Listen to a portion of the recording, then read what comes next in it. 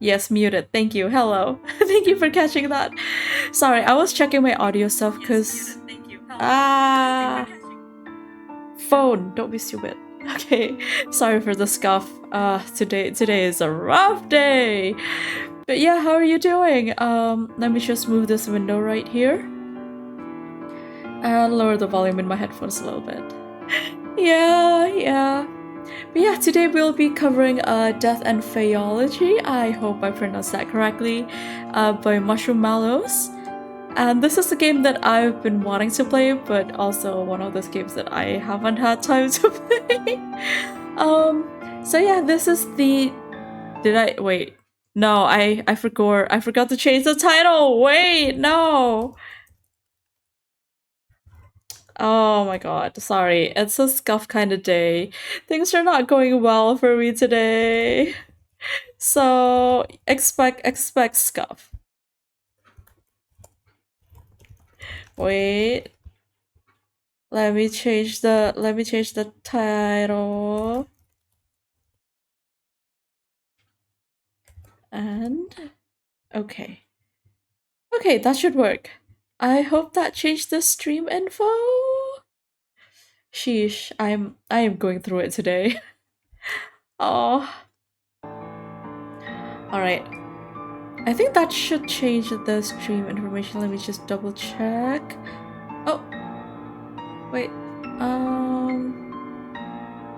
I actually don't know where to check this. Never mind. I'm just gonna trust that we all have bad days. Oh no, toothache? Oh.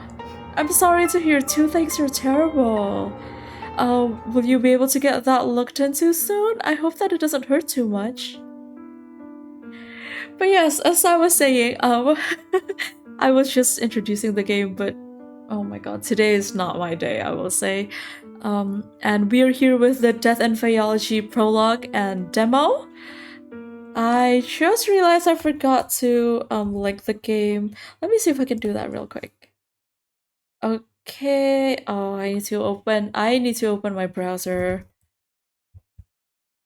Cause for some reason it doesn't let me pin when I'm on my phone, which is really annoying. Cause that means I need to open my browser. So it's just like poof. Yeah, this is an investigative game. I believe that we are investigating a murder. I think we are investigating a murder. Right, let me pin that and manually unpin at the end of the stream. And I can finally close that and actually go back to the game. But yeah, this is, I believe, set in the 1920s as well, so a nice cute little historical setting, investigative kind of situation, and also partially a visual novel. And you know, you see me with my buggy get up, bug lookalike get up. I love bugs, I love fairies, so I have been looking forward to playing this for some time now. And yeah, historical setting too. My name, Augustine? Oh, that's a nice name, but I'm gonna go with my name. And you know what? At this point, I should probably have learned my lesson that I shouldn't name the main character after me. Because sometimes I disagree with what they do, but it's fine. It's fine.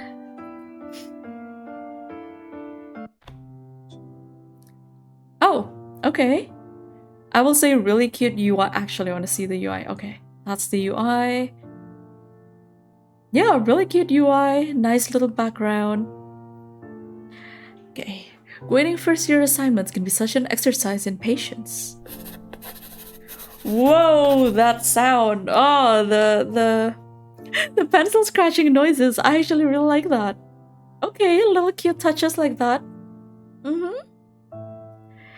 But yeah, I just cannot help but notice how polished like the UI is. It's great. ASMR, I know, it's so good.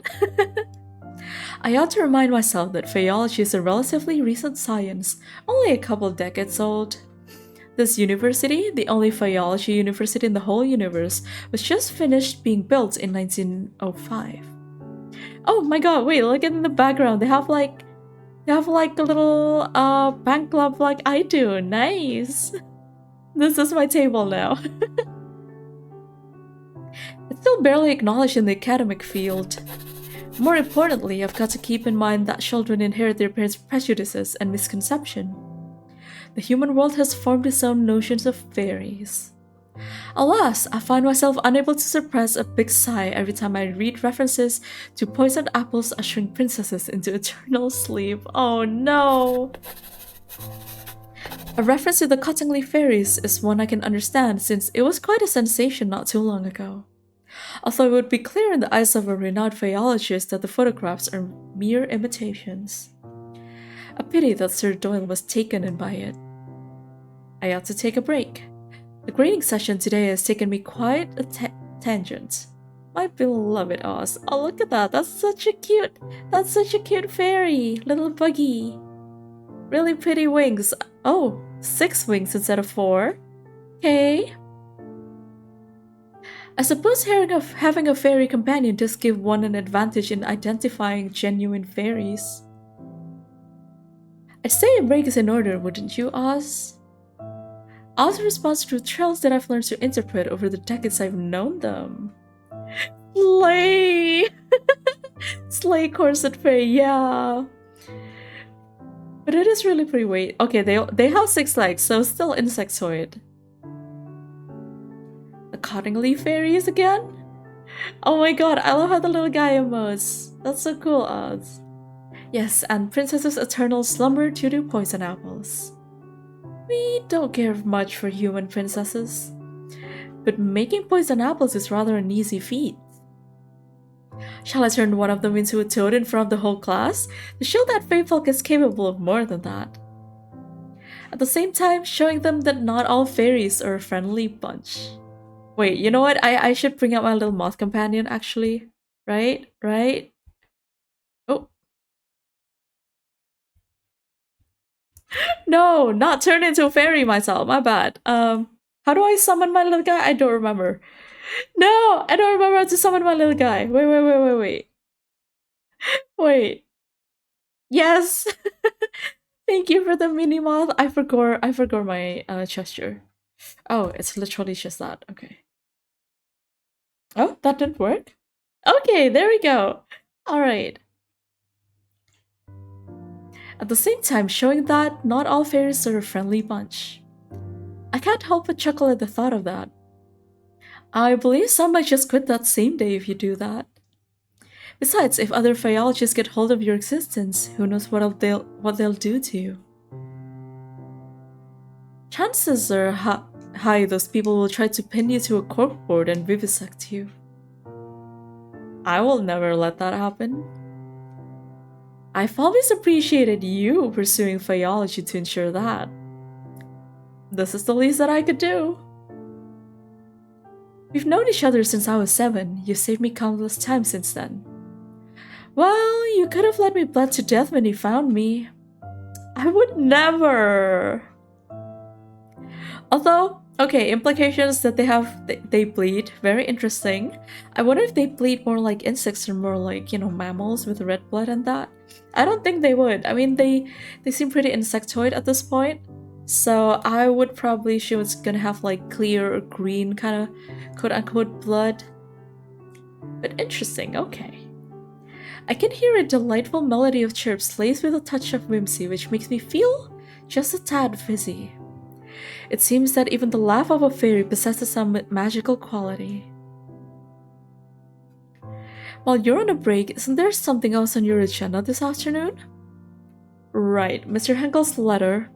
Thanks for reminding me. I retrieved the letter from my patron from a desk drawer. I lean back on my chair and read the missive aloud to myself. Dear Summer, how long are you gonna keep me in suspense? Will you or will you not accompany me this year into Leo's gala? You could do a lot worse than forgetting your boring books for a moment in favor of whiling away an evening with champagne and canapé and invigorating company. And when I say invigorating, I'm not speaking of those old sods with deep pockets ready to be exploited by way of funding grants for your research. Hey, what can I say? I love funding. I love grants, especially for science. They're good things, okay? I'm speaking, of course, of yours truly. Do write me sometime before Saturday. That's tomorrow's date, isn't it? Oh, I know. My delay in responding is entirely by design, I assure you. Yes, money. Money for research is good. We like research money. I'd hate to be getting the looks from the crowd like I'm a wet blanket. Faeology isn't worth my dough, they say. Oz's replying chirp is decidedly indignant. I nod to Oz in agreement before returning to Mr. Henkel's letter. In other news, I've heard that little Ruthie Blythe caused a minor ruckus in the city's hottest speakeasy. Right, speakeasies are a thing. Thank you for reminding me, game. Fun! Wait, didn't he mention champagne? Isn't champagne a booze? Is that... are we in the middle of, Is alcohol easily sold? I don't know. Interesting. Narrowing my eyes a little bit there. Unless, of course, this might not be the US. I don't know. We'll see. If your old friend Detective Krause hadn't been in the area at the time as well, who knows what could have happened? Sorry. Mew. I find myself rather perturbed at this revelation. The law rarely applies to the rich if there's someone who gives grants. Okay, fair enough. Fair enough. Prohibition? Yeah. Rich people can just... I don't know, I guess they can just pay a fine or something. Thank you. I find myself rather perturbed at this revelation. I would have telephoned Ruthie and asked what the story was like when we were children. However, for better or worse, we aren't on friendly terms anymore. Aww. I resume reading my patron's letter. Speaking of the detective, have the two of you been keeping in contact? He gave me the cold shoulder when I crossed paths with him at last week's benefit. I couldn't help assuming but his persistently frosty treatment of me might have had something to do with you. Why am I beefing with everyone? Oh, are we exes? Oh, my bad. Yeah, okay, that... I understand the beefing. It's unfortunate that the extensive bonds you have with him should end in rather bitter taste. As you have told me more than once, when it was good, there was nothing else quite like it. Yet you speak very little of him now, and I find myself wondering if he still holds a place in that guarded heart of yours. Oh, I am exes with Mr. Detective I haven't met yet. Okay, cool. Well, always a thing in academia stories, yeah. The letter is signed, yours everlasting, Oscar Henkel. Well, I've kept Mr. Henkel waiting long enough. I press the pen to a fresh sheet of paper to commence crafting my response. Oh, that was a jump scare. Just then, a familiar rhythmic rapping pierces the silence. I glance in the direction of Oz, but they're nowhere to be seen. Oz must have camouflaged himself in a heartbeat. I put Mr. Henkel's letter in the drawer before calling out. Come in, Minnie. My assistant enters the office. Oh, she's cute. I love the black and white fit, and the little bow in there, very nice. She's careful to snap the door shut behind her. Professor? Yes, Minnie? Were you talking to yourself again? That's right, you know me. Okay. I see. Sometimes I wonder what she must have thought while hearing the mumbling sounds of me speaking with Oz. But she knows not when not to poke her nose into things. Oh no, my time in fictional woman! King! You know what? Fair enough. She's very cute. She's got that little spice in her, it seems. But also knows not to poke around. Very good. We'll love that. One of the things I like about her, and also what makes her the bee's knees when it comes to being an assistant. I'd hate to be the bearer of bad news, but he is here. Who? That police detective from the newspapers. And she's smart. You're right. She's smart if she's an assistant. Oh, are you serious? Oh no, police detective. Even as I echo these two words, there's a sinking feeling in my stomach. You know, the man who made you crumble the papers and toss them in the trash can. In the end, we had to stop our subscription for the dailies. Detective Theodore Krause. Yes, that's the one. Knowing Theo is here makes my world go momentarily off guilt. It's as if by the magic of the fairy tales I malign, the ink in my patron's letter has manifested him into the reception area. Girl, I feel you.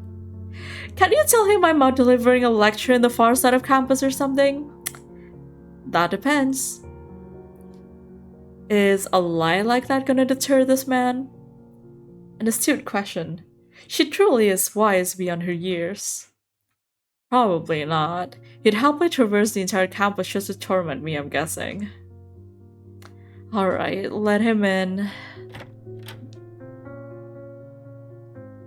With a brisk nod, Minnie returns to the reception area. I barely have time for a steadying breath before Theo barges in. Whoa, okay, that was... Okay. What is this? Why is he in my office? Well, look at the cat dragged in. Not even a how do you do? What, do nicety suddenly mean something to you? Oh god, this is awkward. Oh no, manners, man. To be fair, if they are exes, then like, you know what? It's bound to be awkward. It is what it is. I seem to recall you packing your bags and moving out without so much as a goodbye. There was no one to say goodbye to. Didn't you find out I left only a few days later? At least it made it easier for you to leave, didn't it? Sheesh, why am I beefing with this guy early in the morning? Well, it's not early in the morning, but you get me. There's a tinge of hurt in his voice that I'm only able to pick up because we lived together for several months. Months? Okay, for several months. Okay. As my mouth struggles to catch the words hanging in the air, I feel the piercing icy silence creeping in. I ought to break the silence before I freeze. What's in the box? He lets out a deep sigh that rather sounds like relief. Your things that somehow you didn't take with you when you left. Even that oddly crafted handkerchief you love so much. That handkerchief was a gift for you. I see the corner of his mouth twitch. He's lying. What should I do with this information?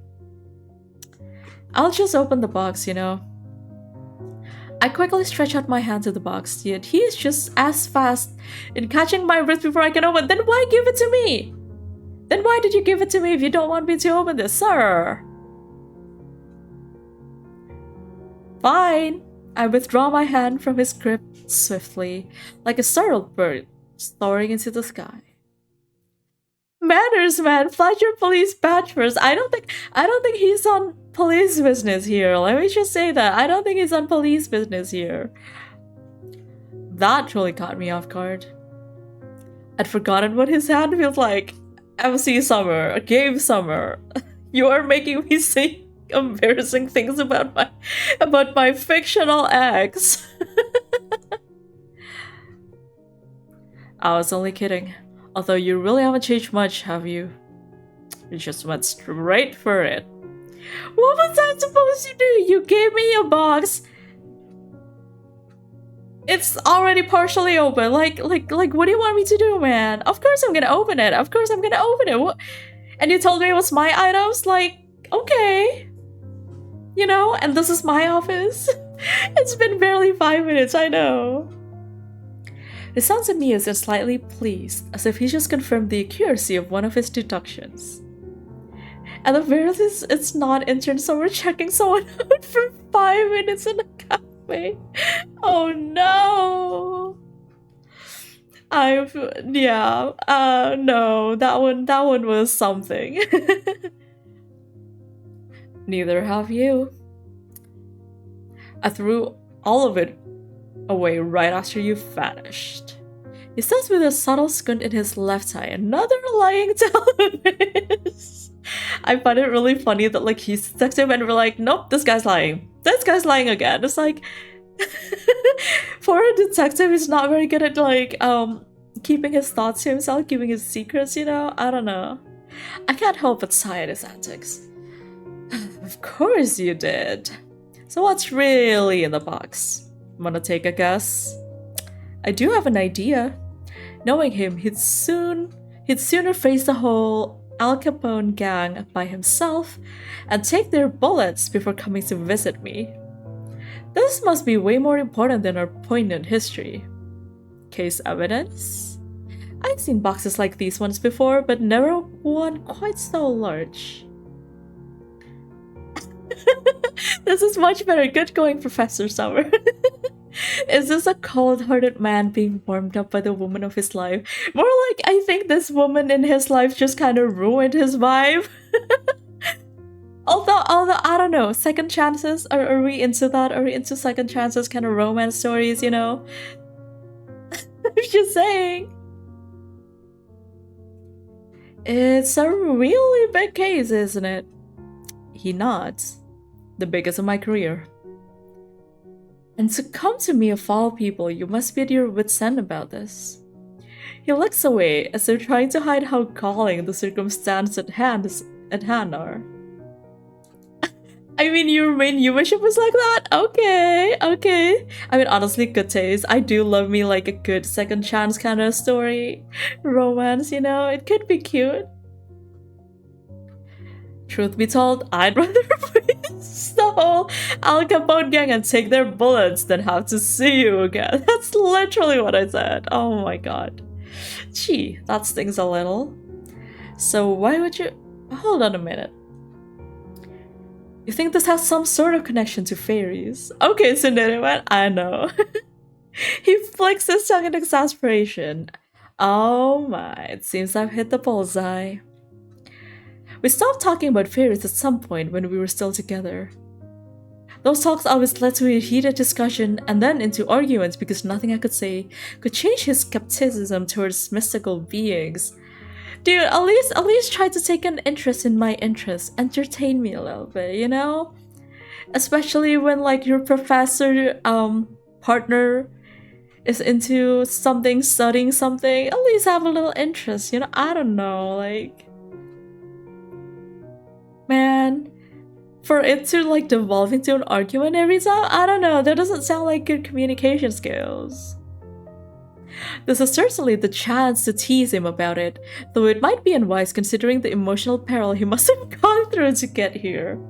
What should I do next? Exactly. Relationships are about meeting at the middle, yeah, and it's like... Well, I mean, I suppose it's good, you know, if this is not something they can agree on, then, like, you know, just end it, right? I suppose that's the good part of this, kind of.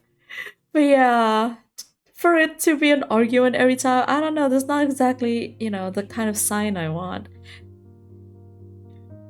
Nah, I'll just ask him more about his thoughts. No! Can I go back? I can't go back. Okay.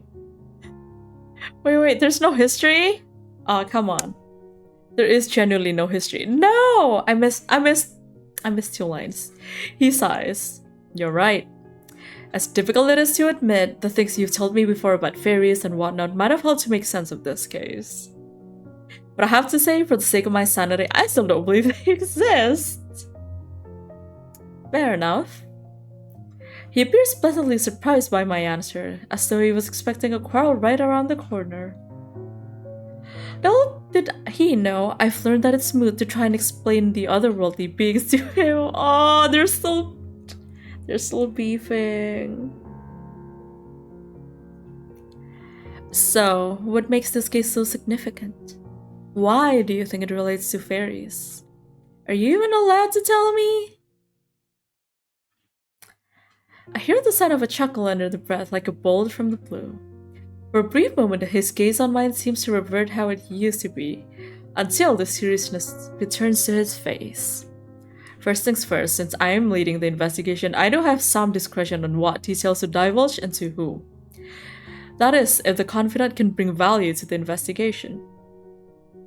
This game just give me Call of Cthulhu TTRPG vibes? Yeah. I ship theater Either sucks at sanity rolls? Oh my god. He might. He might.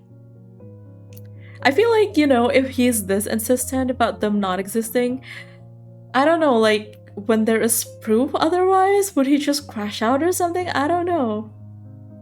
He might. He might. I could see him crashing out over it, to be honest. That's not great. And I've known you for a fact that you can be discreet. Still, I must ask you sworn secrecy on this matter. You want me to sign an NDA? That's fine, I've signed a couple of NDAs. You got it. So, tell me about the case. Why does it seem to be of paramount importance? It's a multiple murder case, potentially perpetrated by a single culprit. But now I'm kind of thinking again, if he is the kind of like stubborn type who doesn't believe this and that exists, I don't think that makes for a very good detective. NDA is plus 100% charge in vegan, Theo. I know, pay up, buddy. Oh. Yeah, I don't know. We'll see how this goes. Cause like if you're a detective and you have like an idea in your mind what's happening, right? If it turns out to be not true, you can't be insistent that it's not true. So he has to like he has to be able to accept that sometimes his conclusion isn't what he thought it was, right? I don't know, we'll see how this goes. We'll see it. The victims are chiefly middle-aged women residing north of the city. They're from old money families, the type that make regular appearance at high society events. I see. No wonder you're all tensed up. You're telling me. Chief took me off every other case and insisted I put all my time and effort into this. It's only a matter of time before the press catches wind and makes a circus out of everything. And with some victims' peculiar manners of death. This is where the fairies come in? Oh god, old money families, yeah, this is a COC. Oh.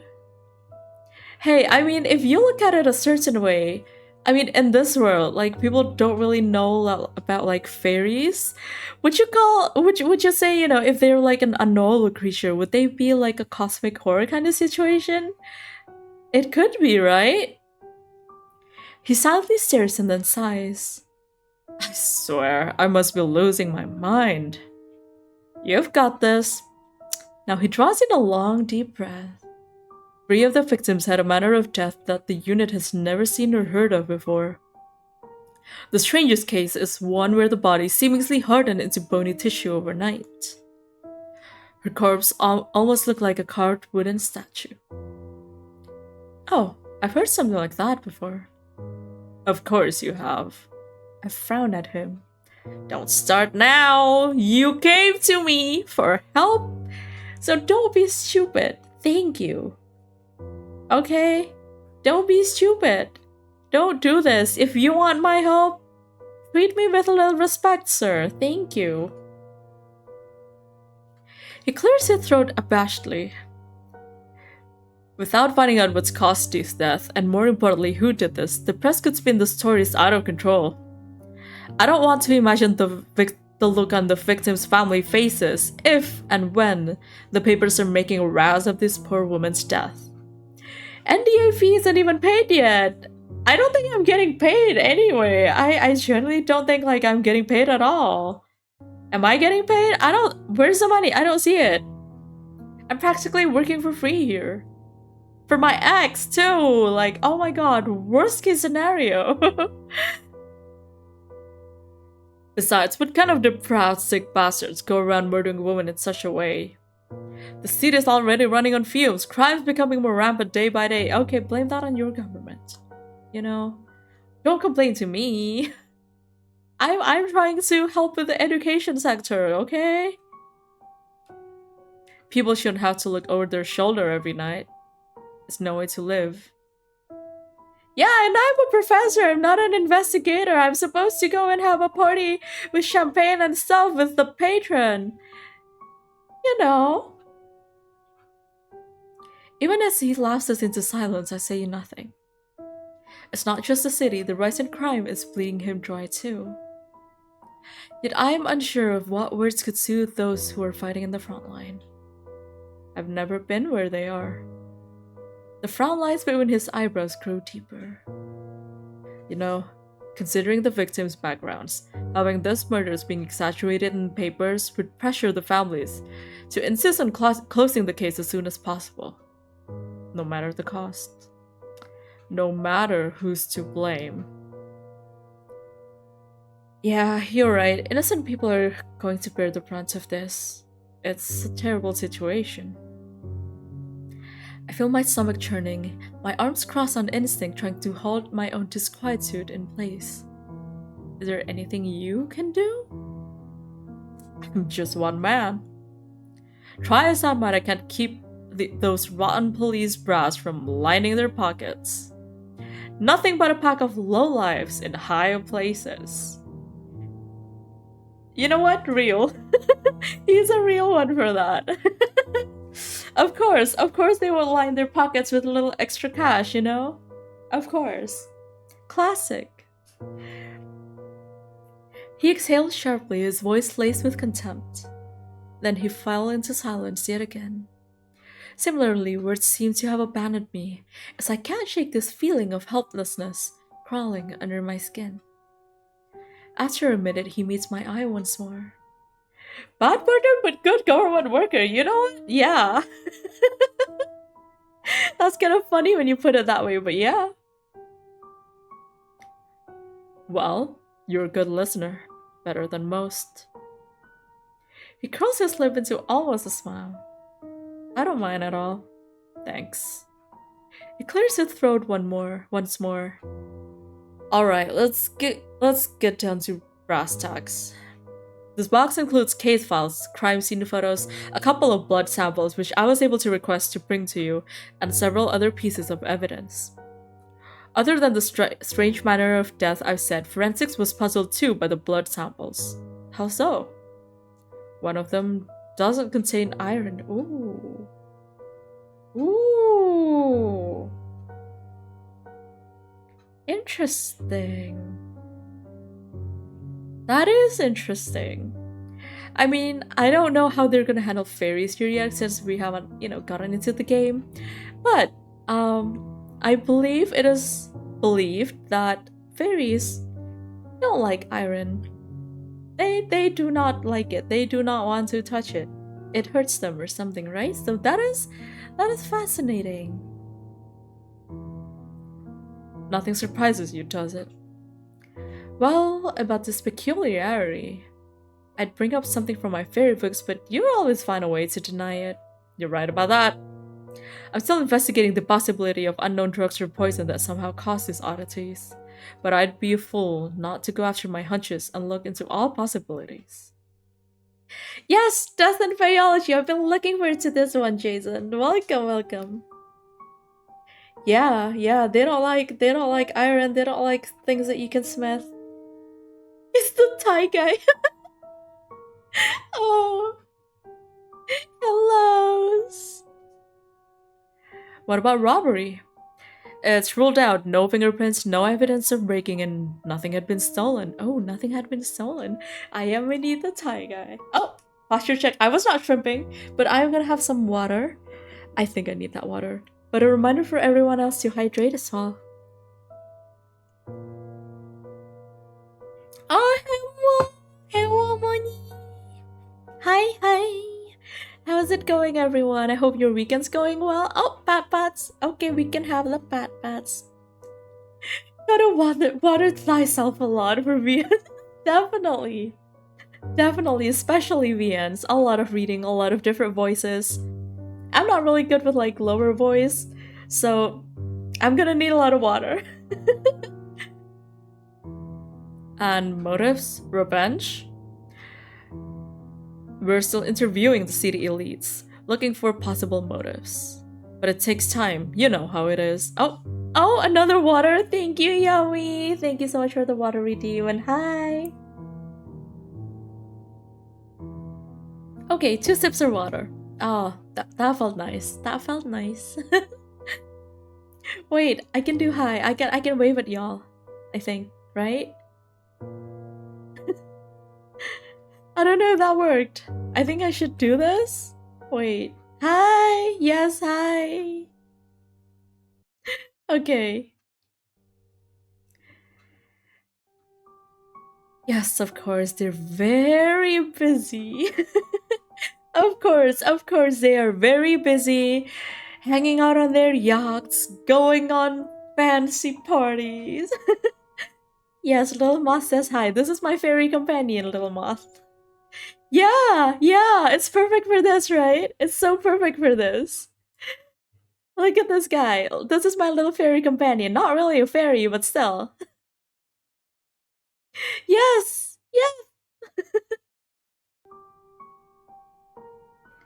Speaking of city elites, I know people who can be very helpful in getting some inside information. Oh, I'm gonna tell the guy who messaged me, right? Why is he pissed? What did I do? We can have moth face. Why not? Yeah, very fitting. Who? That man? I said people. But yes, that man would be particularly helpful in this matter.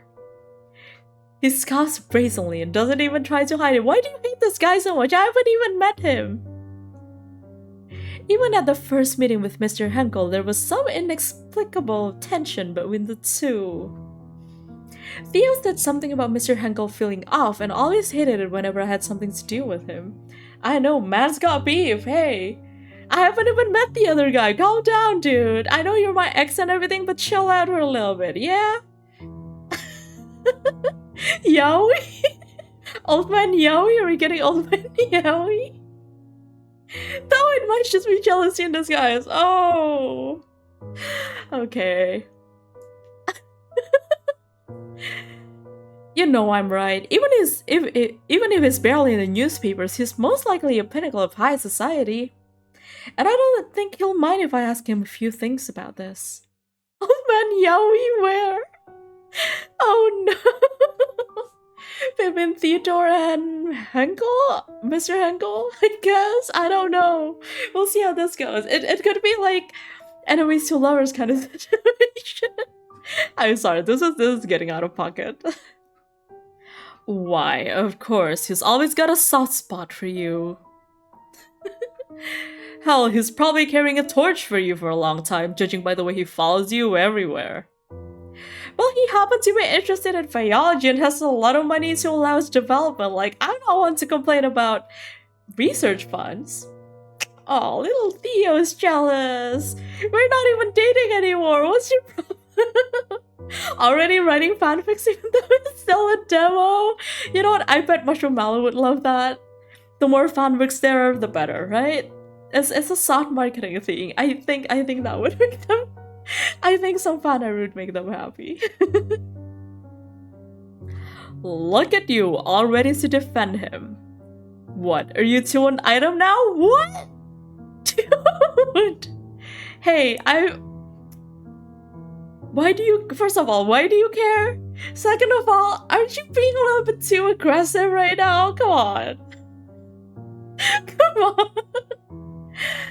I can't write, but I can draw. After you're drawing bad? Drawing bad? Why are you banned for drawing? Did you draw too much? Did you hurt your arm or something? At this point, the devs should know their fan base is like this. Looking at Okami. Hey, yeah, if you want the man, you can go. No strings attached. We're not an item. If you want to pursue him, go right ahead, Sir Theo. You don't need to yell at me. I might have steered this reunion right back to where we were months ago by bringing up Mr. Henkel. Oh my god, don't tell me that is why they broke up. That is very funny. Oh no. Is this why we broke up? Is this why we broke up? Are you serious? You cannot be serious. But it was necessary to mention him exactly. I don't know anybody else who would have that much information about high society. Oh, you drew too much? Yeah, please take a rest and please, take good care of like your arms as well.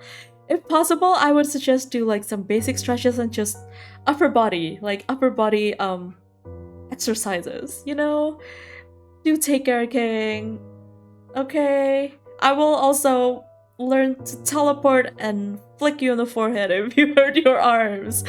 Don't be like that. Don't be like me. You don't want to have to wear braces every night. Don't do that. Besides, there has never really been anything. Even if we did go to fundraising events together from time to time, it was strictly business. Exactly. What's your problem, man? If you want to be with Mr. Henkel, be my guest.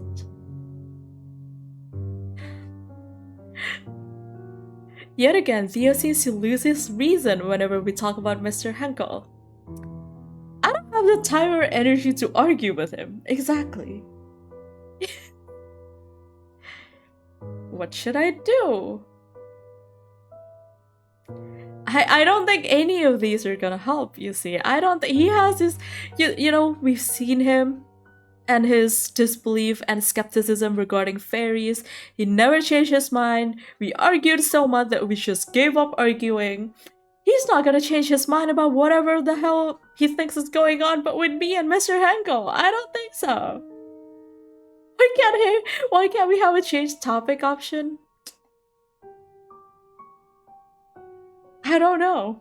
Why can't we go back to the investigation? Let me see the investigation. Okay, I'm here to do a little Sherlock Holmes situation. Not to argue with my ex. Just give me the case files, dude.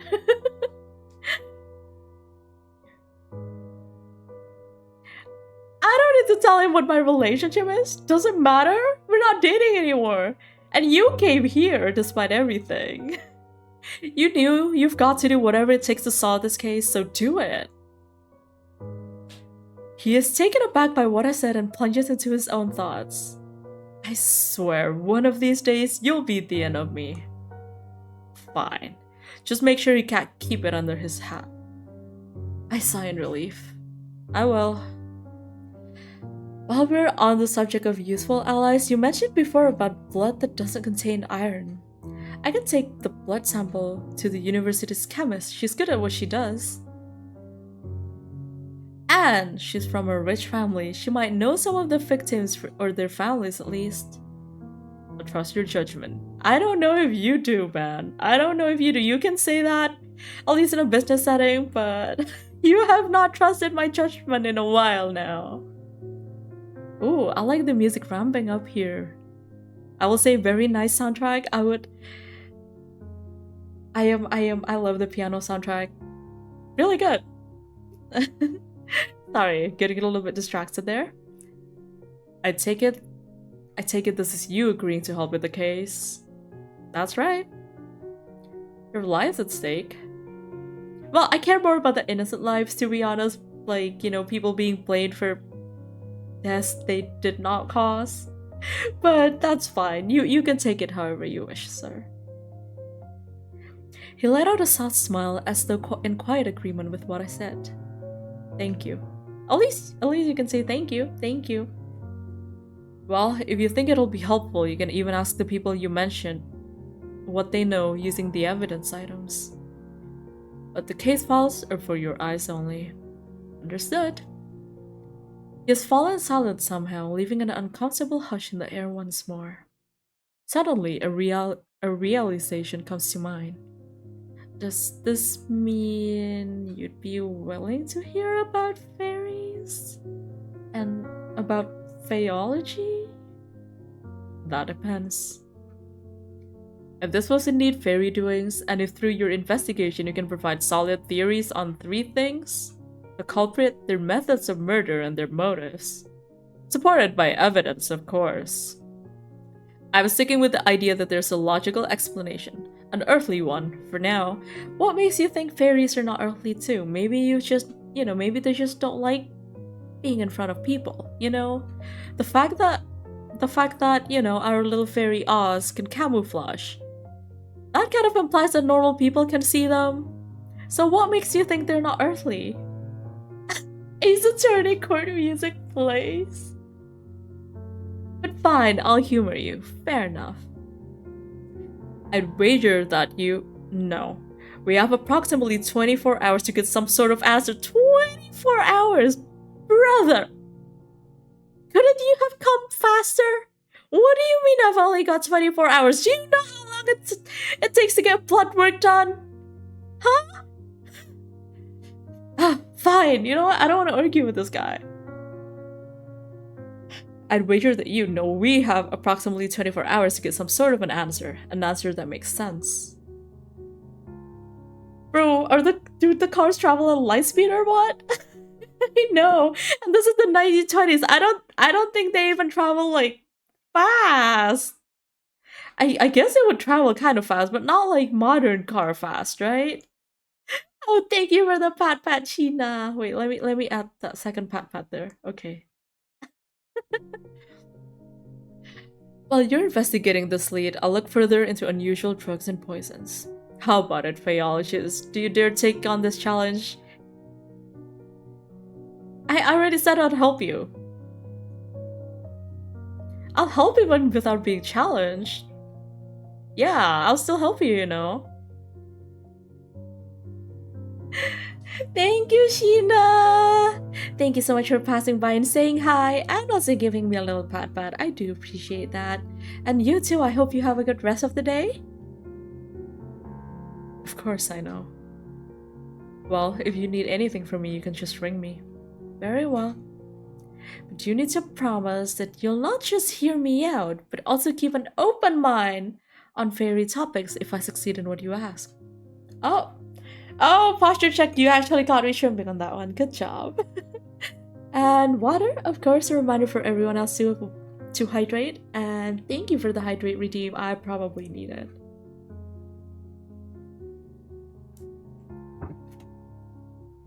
Sheesh.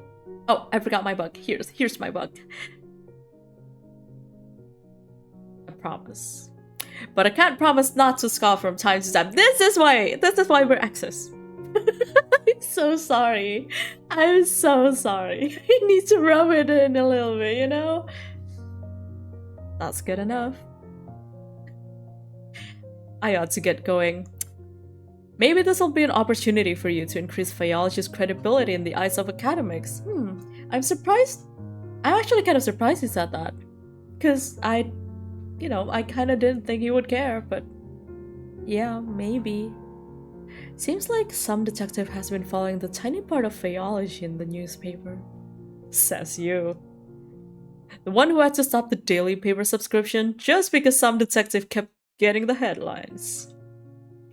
Yeah, I do love their back and forth. I am definitely regretting naming it after me, but that's okay. I feel like this would make a really good like standalone character kind of situation. A lot of personality here. It's so interesting to see like how their sounds as like really spicy to each other, and other times they're like, you know what, I'll hear you out kind of situation. It definitely does make them feel like exes in the best way. How do you... Before I could finish, he had walked towards the door and opened it. See you tomorrow around the same time. I hear the door close. Hey! I exclaimed with a hint of frustration. After some thought, I realized that he must have noticed the missing newspaper on my desk and my assistant's. Waiting papers was part of my daily routine when we were together. I can only shake my head in disbelief. So the fanfic and fanarts have two rounds, access to lovers or old man yaoi. Hey. Wait, I'm gonna suggest another one. Assistant and professor, that's an option, right? This might just make a polycule, man. Like, this might just make a polycule.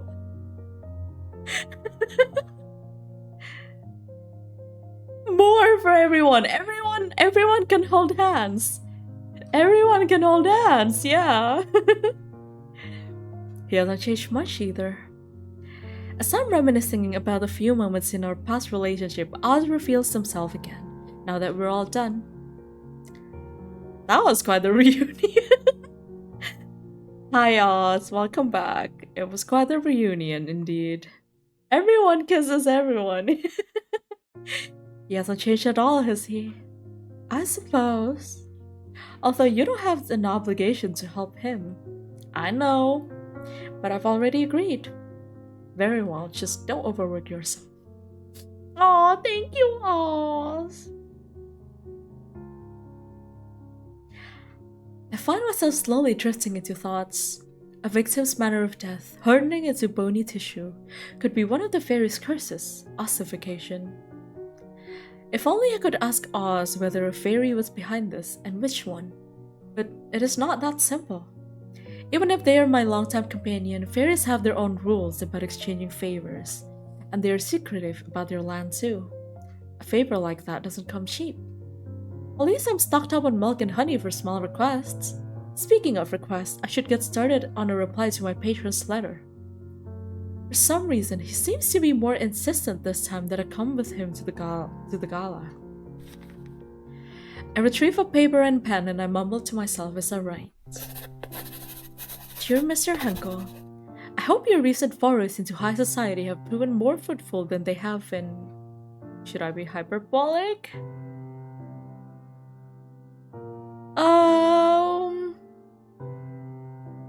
No?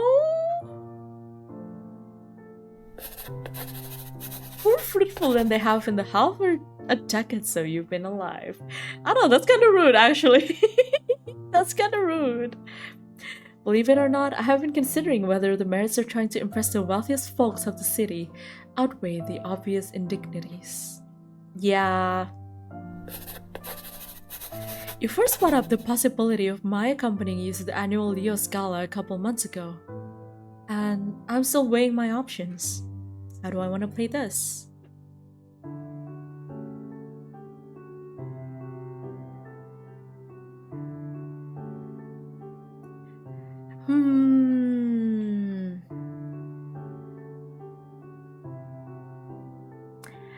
I don't know. I don't know if like I'm not particularly feeling like, yeah, this is pretty interactive. Like every line of the letter, it's like I'm writing it. I don't know. I actually kind of want to go to the meeting. I don't know if this is like a yes or no situation or if it's just like flavor text, you know?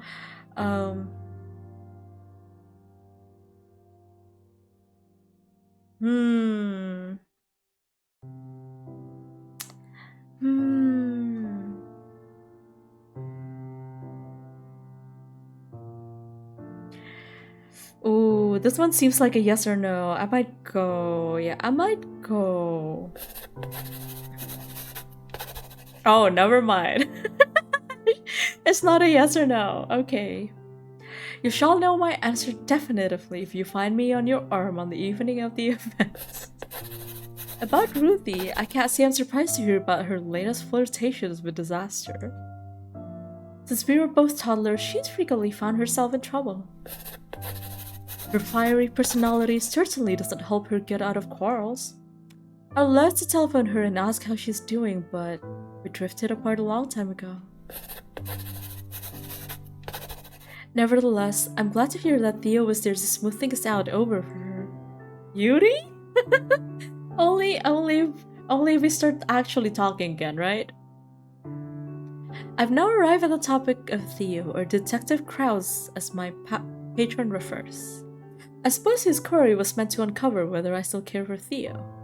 How should I answer?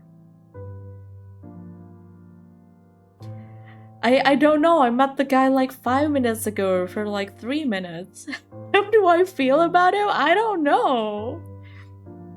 Professor Summer's routes are both rekindling old flames. Do I not get like a new choice? Is Mr. Henkel the new choice? I guess you're kind of implying it to be, right?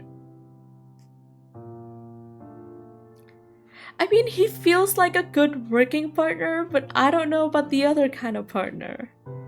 What happens if you say yes to everyone? Wait, I actually wonder about that. I can take a look at the walkthrough later.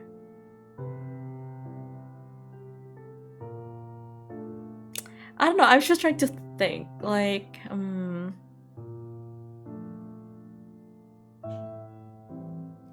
I would say it is kind of in character for this character to kind of think about like Theo still, even though it might be, you know, to throw out old newspaper that features him. So I would go for that. I murmur under my breath as I write. As for Theo, I must be honest that sometimes my thoughts wander back to him. However, such thoughts are fleeting at best.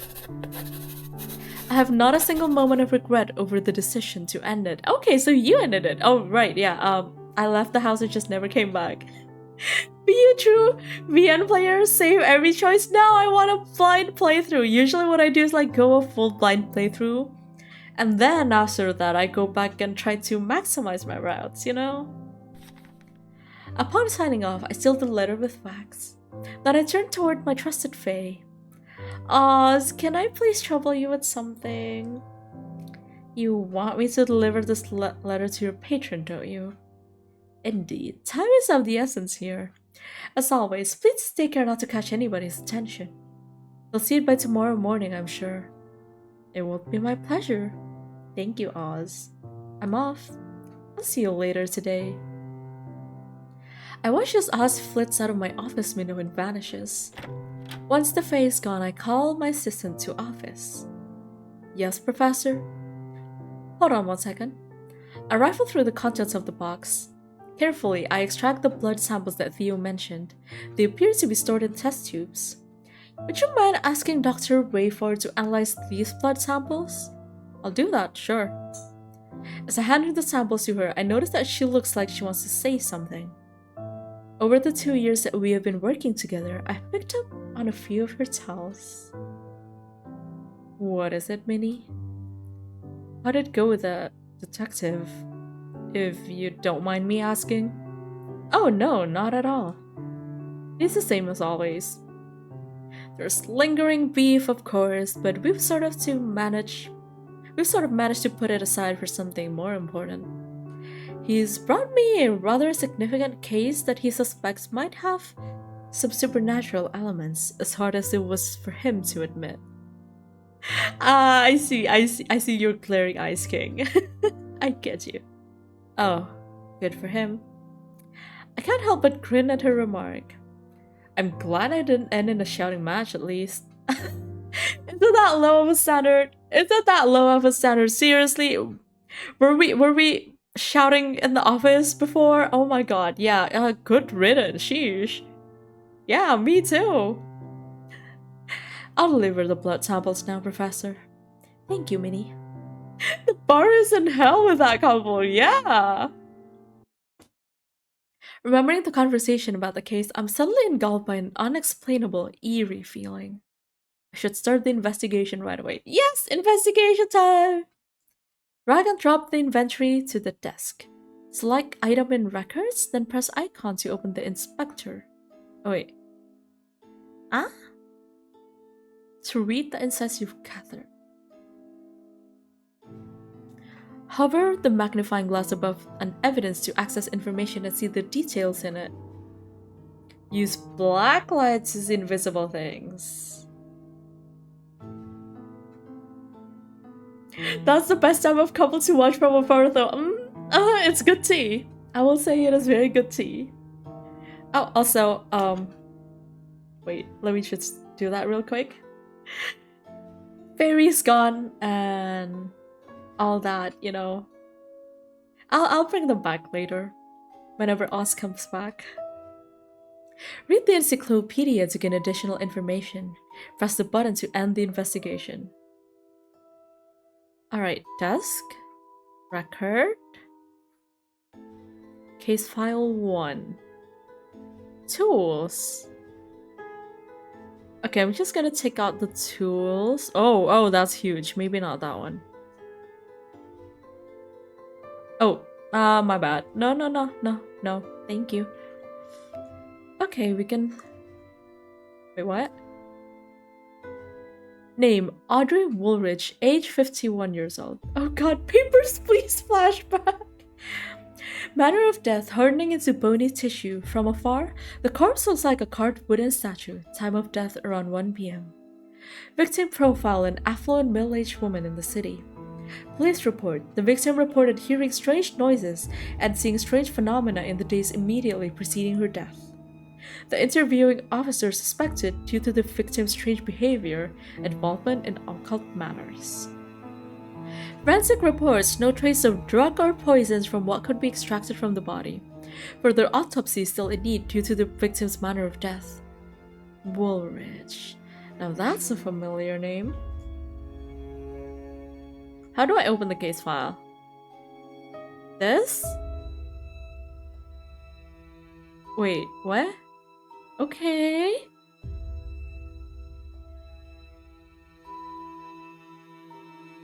So this is Audrey Woolridge. Well, that doesn't look very pleasant. The victim's first crime scene. This is the first time I encountered something that could be ossification. I feel sick to my stomach. No one deserves to die like this. Something's odd with her fingers. Wait, gonna move that aside. Wait, yeah. She has extra fingers? Right? She has extra fingers? Yeah, she has 6 fingers, I think. Interesting.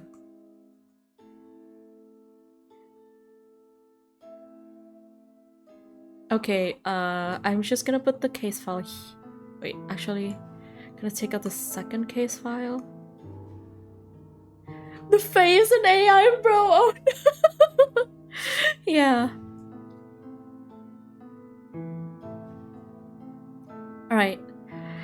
Susan Moore, age 40 years old. Manner of death: refusing to drink anything but her own blood. Time of death around 11 a.m. Victim profile: an affluent middle-aged woman in the city. Police report. The victim's mother reported that victim was suffering from a prolonged paranoid episode and the days leading to her death. Yeah, a little bit ew. Specifically, the victim was acting erratically and saying strange things. Forensic report. Despite the manner of death, there are no signs of dehydration or hemochromatosis. No traces of drug or poisons. Wait, I need to know what that is. I'm looking it up. Hemochromatosis. If my internet works, that is. Okay. Hemochromatosis is a condition that causes the body to absorb too much iron from food. Excess iron stored in the organs, especially the liver, heart, and pancreas. Too much iron can lead to life-threatening conditions such as liver disease, heart problems, and diabetes. Okay. So it's a genetic thing? And treatment includes regularly removing blood from the body. Because much of the blood's iron is contained in red blood cells, this treatment lowers iron levels. Okay. Okay. Let's get back. Blood type unknown. Other blood-related investigations are underway. Yeah, no dehydration and no hematocrosis, even though you're consuming a lot of iron through your blood. Blood does not contain iron. See, that's what I suspected. That's what I suspected. Okay. Let's see the picture. This seems to be the second victim's crime scene. Her complexion is not quite the pale hue of death, far paler than should be possible. Almost drained of color. Something is odd with her fingers. They all have 6 fingers. Interesting. Is it the same hand? It is the same hand, isn't it? Interesting. It's all the same hand.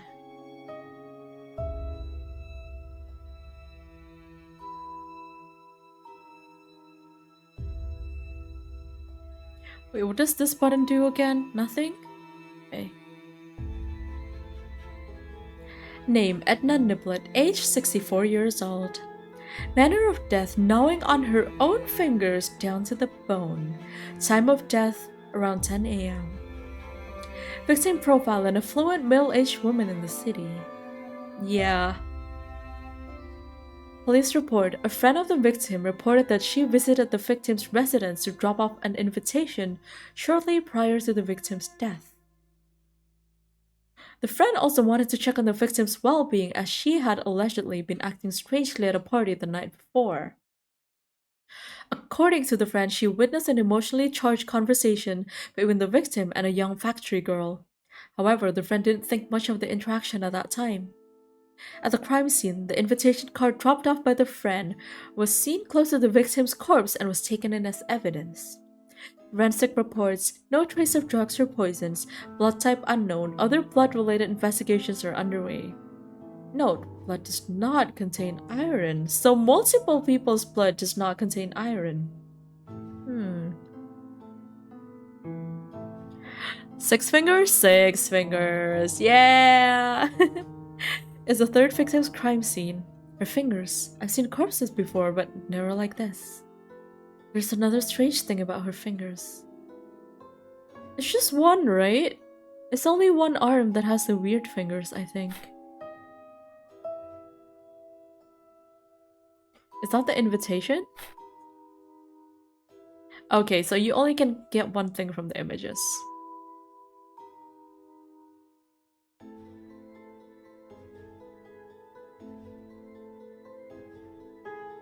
Mary Hatcher, aged 19 years old.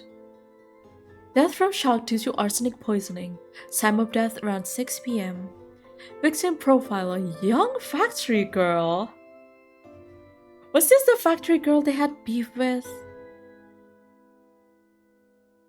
Yeah, despite not fitting the trend of the previous victim profiles, she has been preliminarily included in this case because she was seen having a heated conversation with the third victim shortly before that victim's death. Police report the victim's father described her as not acting like herself in the days before she passed.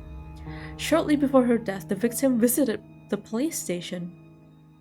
According to the interviewing officer, she seemed to be on the brink of confessing something when a look of terror suddenly crossed her face. She then appeared to change her mind. She hurriedly left the station without saying anything further to the interviewing officer. Prior to death, the victim suffered from violent abdominal cramping, followed by diarrhea and vomiting, consistent with the effects of arsenic poisoning. Is that the... Traces of said poison can be found in blood type A and the glass she was drinking from near time of death. She was either poisoned or she, planted this. Yeah, a young one this time. Blood contains iron and other elements commonly found in human blood.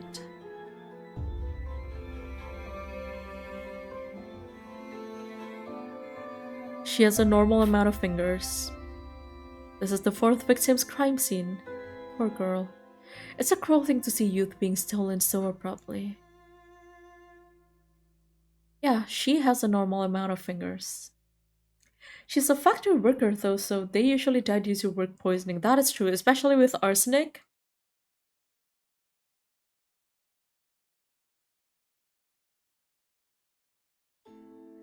Okay.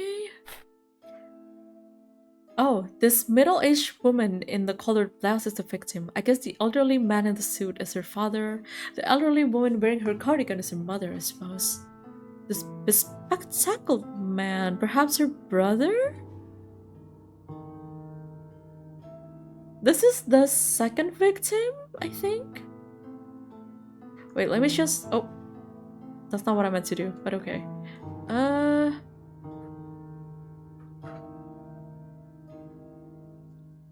Uh-huh.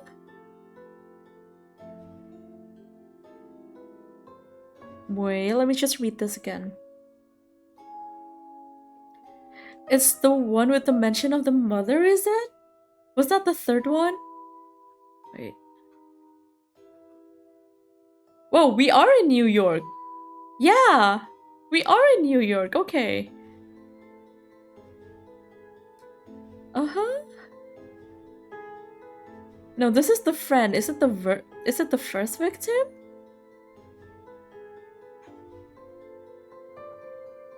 Oh, it is. Yeah, the hairstyle. Okay, yes. Okay, so this is case file 1. I'm just gonna try and sort them by the cases. From the hat, I think she's a factory hat worker. Mad Hatter's disease is a real thing. Well, I mean, they don't say on the Steam description they're in New York. Oh, that's fair. Yeah, I forgot. Oh my gosh, thank you for the raid, Hideo Works, and welcome. Oh my gosh, welcome raiders. How was your stream? Oh my gosh, wait. Let me do a shout out. I panic. I am panic. Wait, that's not okay. Hello. Let me quickly get a shout out in there. I hope I did that right. And you were playing Dust Town. Oh my god, Dust Town, how was it? You were panic. Hello, panic. Nice to meet you. Oh no. Okay, let me do a little proper-ish introduction. I don't have a script or anything like that, but hi, I'm Summer. I'm a SEAGO streamer, at least for this event. And I do a variety of streams, though usually I do a lot more co-working and art streams. I am an artist and a game artist as well, so yeah. We stress testing the game while playing it. Okay, how did it go? Did you find anything interesting? I wanted to check out Death Town, but I wonder if I'll have enough time for it because my schedule is a little bit crazy right now. We'll see how that goes, but still, I hope you enjoyed your stream. Let me know if you find anything interesting. Oh, no. Okay, sorry. making funny noises. But yes.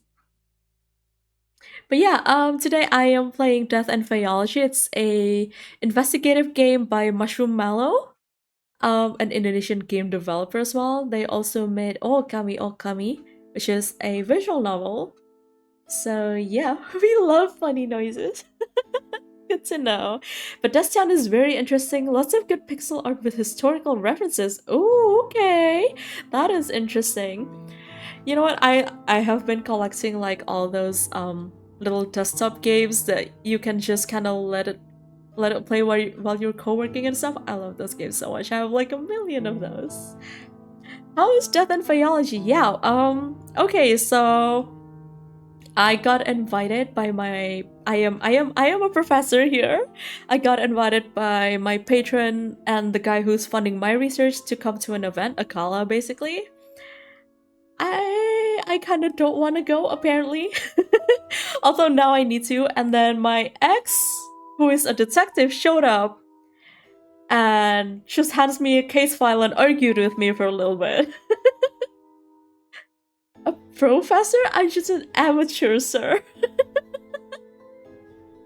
Hey, it's fictional. I'm not a professor in real life, at least. But yeah, he handed me a bunch of case files about a bunch of pretty rich people dying, and he's like, you have 24 hours to solve this. I have the feeling it might be related to fairies, which is your kind of thing, but I still don't believe in that, and then we just argued for a little bit. But yeah, we'll see how this goes. I'm currently investigating this, and we are... Oh, wait. And yeah, we are noticing that the last 3 victims, case file 1, 2, and 3, they all have an extra finger, which is interesting. And Yaoi Yuri Raider swinging? Yeah. A noob, sir? Oh no! That's okay, I'm like... You know, we'll see how well this goes before I call myself a professor. Is that 6 fingers? That is 6 fingers, is it? No, it's not. No, it's not 6 fingers there. She definitely has 6 fingers here.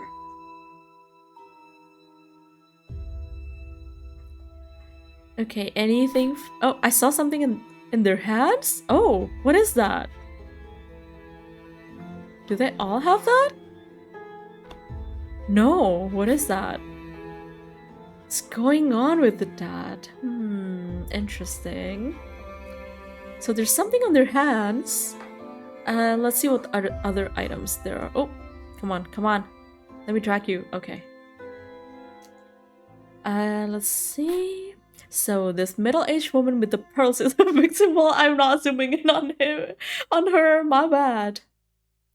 I guess this elderly man with facial hair is her father. This elderly woman with the fur collar is her mother, I suppose. This other man in darker suit is maybe her brother. Yeah, something in her hand. Okay, so I can't have too many items at once. I do wish I could just have all the items, but maybe that's not wise. Old coin? Why is this here? Never seen a coin like this. Looks rare. Oh. Hmm? What's happening? Whoa, it's burning? Whoa, okay. This is a parasitic fae. A failed transformation magic? Oh. Oh. Hardening into bony tissue? Uh-huh. Oh, are they not human? Have they been replaced? Is this a changeling sort of situation? This might be a changeling sort of situation. Death to the mosquitoes! No, that's not a mosquito. Look at that. That looks more like a tree hopper or something, or a mantis. Sorry. Bug. Yeah, bug. Okay, I'm still gonna look at the other items. Oh, what is that sound? What was that sound? I've seen this makeup powder somewhere recently. It's from Nectar Bell. I don't think it's a mantis, but yes, bug. It kind of looks like a mantis, but it has like little fingers, which is a little bit disturbing. Perhaps the chemist has some interesting insight, since her family owns the brand. Whoa, okay. Wait. Now I need to look this up. Mantis.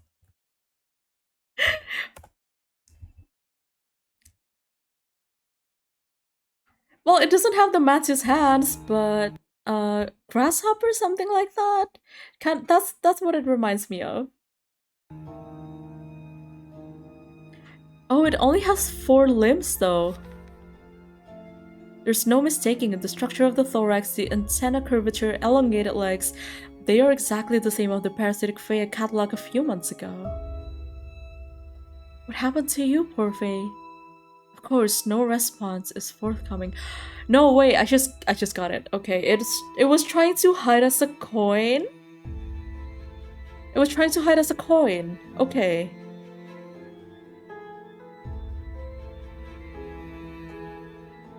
A wedding ring seems to be made out of gold.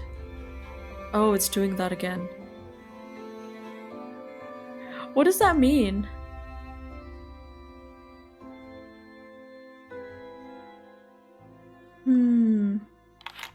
Can I open this? I cannot open that.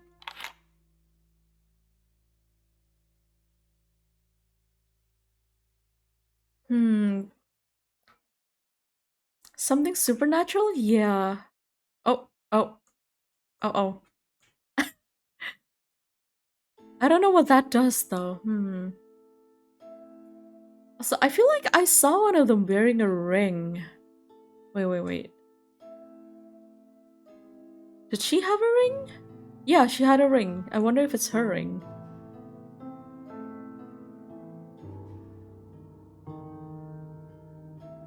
And I believe this is this letter? Yes. Oh no. Oh, it's the gala I was invited to. It's so cool that Fae are kind of just seen as complex insects. Yeah, I actually think that's really cool. My patron invited me to this event. I'm still uncertain if I want to attend.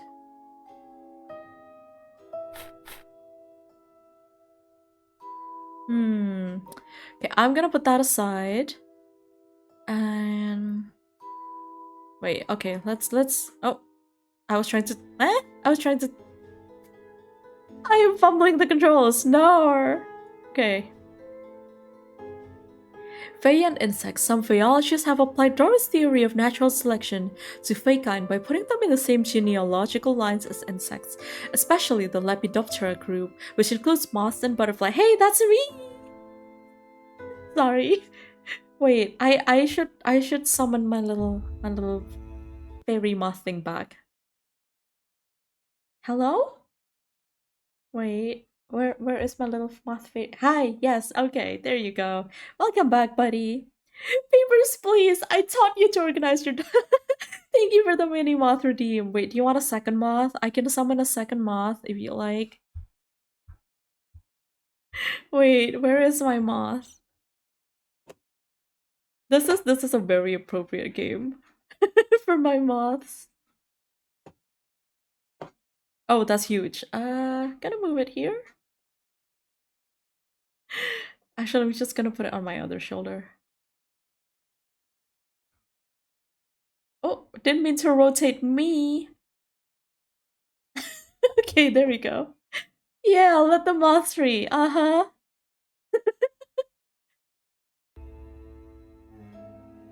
Okay, beneath the special blacklight, some species of butterflies can glow by having a chemical known as phosphorus, which fairies also have.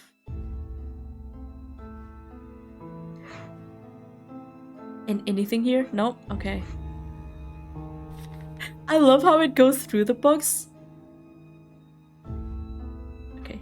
The similarities of fairy kind to insects, as well as birds and others in the animal kingdom, manifest in terms of the variance of fairy magical abilities. One magical skill possessed by some Fae is Transfiguration, which is similar to Metamorphosis. Wielders of transfigurative spells can make themselves or fellow Fae take on another form, including appearing human. I wonder if the ladies who died without like iron in the blood might not be human, because they also have like 6 fingers, right? It's kind of giving me the vibe of like how insects have like 6 legs. I don't know. I'm making shit up. That's a bug. The game type, yeah, a little bit. Many high faes have heightened powers of suggestion through the emission of toxins capable of causing hypnosis or illusion. Although quite rare, some high faes can transform living beings into solid objects such as stone or bone. Another example of fae magic is invisibility, which is similar to camouflage. There may be other types of magical powers that have not yet been documented. Oh, is this some kind of fae beefing with each other? And you know what? If fae can transform into like a human, and they also have the power of suggestion, then I think it would be possible for them to, first of all, replace humans, which is, changelings. And second of all, that would also allow them to get into high positions because they can just kind of hypnotize their way to it, right? I don't know. Maybe that's a little bit too crazy of a thought, but we'll see how this goes. There are 2 main factions of High Fae, the Scribes and the Warriors. The Scribes are known for their defensive magic and intelligence. The Warriors are known for their power and their offensive magic. Meanwhile, the Low Fae faction is comprised of Faes with limited parasitic magic. They are widely maligned species that like to consume human blood, hormones, or even souls. The history of Fae class conflict. I'm sorry. Fae class conflict. They have class consciousness. Good for them. I had to make that joke. Sorry, folks. The history of Fae class conflict is not well documented. It appears that there are quarrels between these factions, as there is a certain level of disdain for the other faction. However, disputes also occur between fairies of the same faction. Nonetheless, both factions of High Fae deem parasites despicable Low Fae due to their limited and parasitic nature of their magic. The insects are woke! They have class consciousness, good for them! All fairy kind seems to be weak against iron, although a small amount of iron, such as meat or blood, does not seem to ward off fairies. Historically, cold iron was often forged as weapons and used to repel fairy magic. What is cold iron? Wait, looking that up. I know, I'm looking up a lot of things here. Cold iron.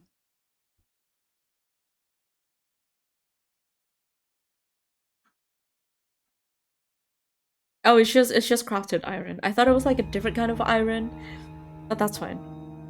The intricate use of iron combined with physics and chemistry is applied by Faeologists to develop a special black light to detect and distinguish the magical essence of the three main types of Fae. Oh! Oh! It's just iron that's cold in it. Yeah, but all iron is cold if you don't put it on a fire.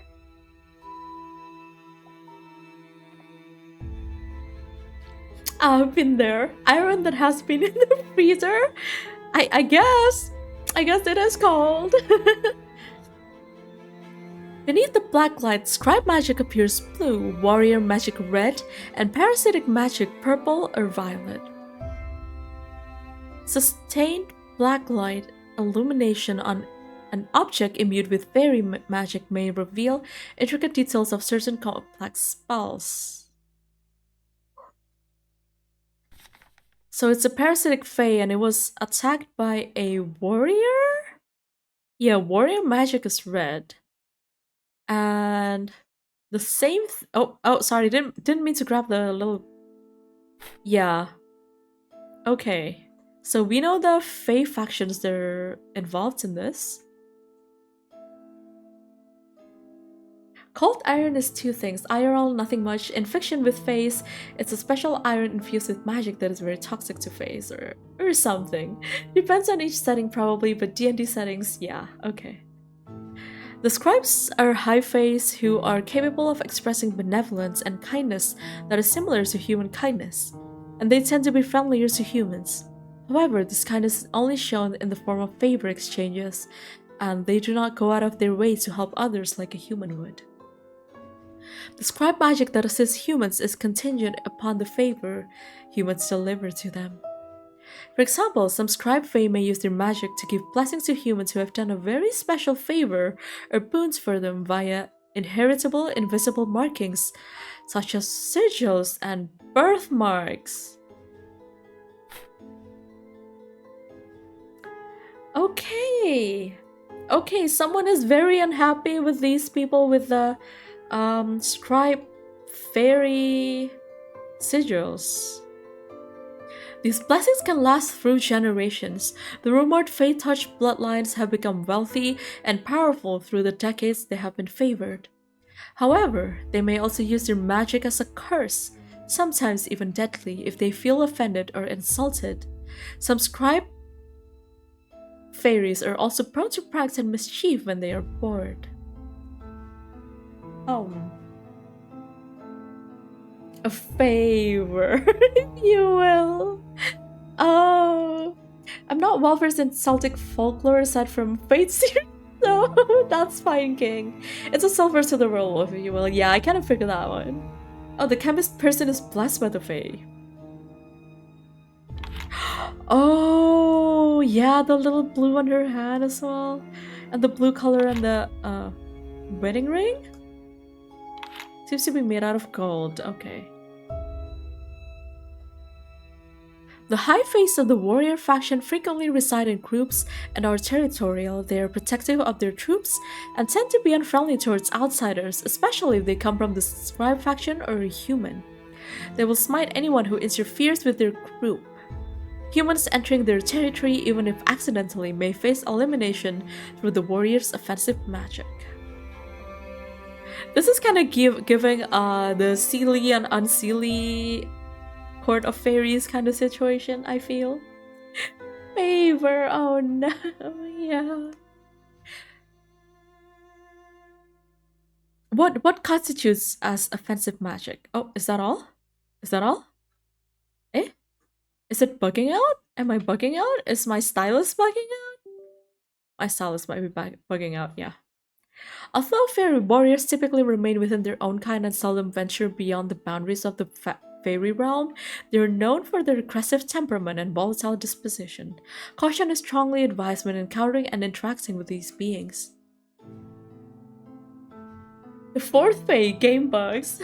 No, that was on me. I think my stylus was not connected very correctly, so I just had to unplug and plug it back in.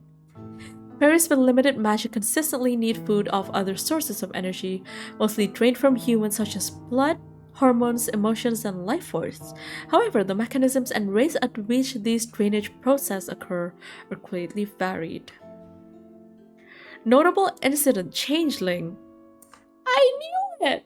I knew it! I'm a smart gal. I knew it. Wait, yeah. Yeah, they have a normal amount of hands.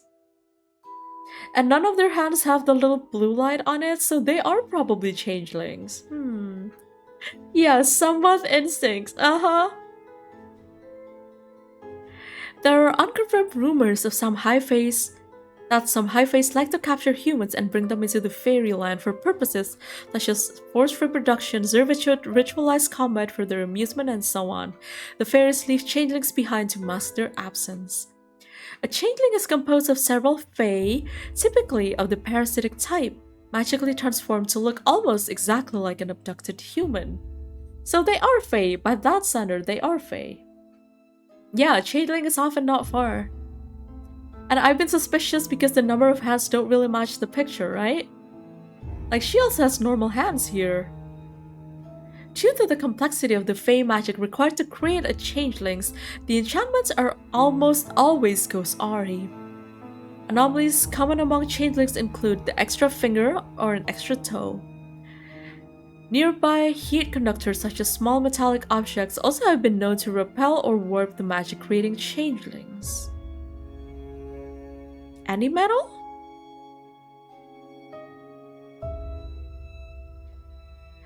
Huh. I see.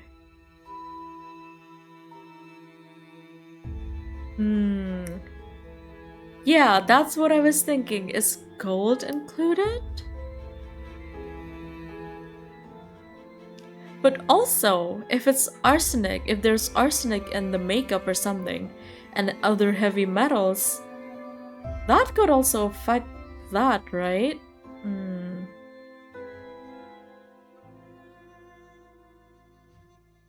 Okay, wait. So I don't think I need this one. Can I put it back? Did I put it back? I don't know. Eh?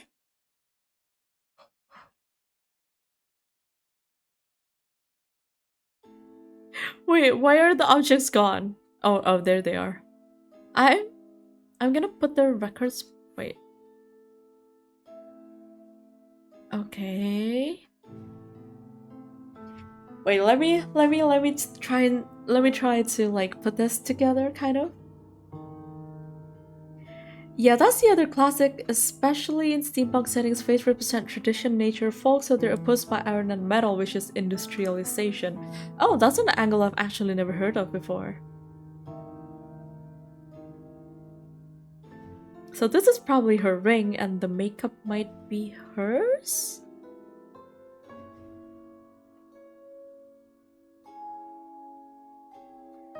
So this was a gold coin.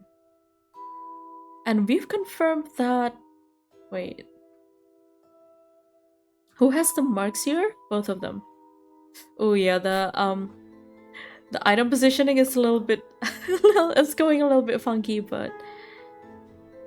So these two, I think. She didn't have a ring here.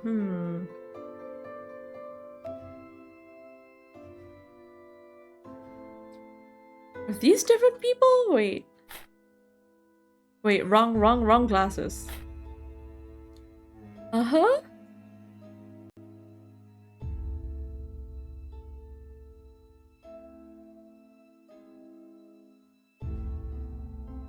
Are these the same person? I actually don't know. Are they? No, they're not. Different family members. Okay. Okay, so we know that this fairy was attacked by a warrior fairy, right? Because it's purple with the red markings. And the same thing here. You could see that the ring is like purple with red markings. How do I move this back? I don't know. Can I tools? Can I put the tools back in? Yep. Record. Okay.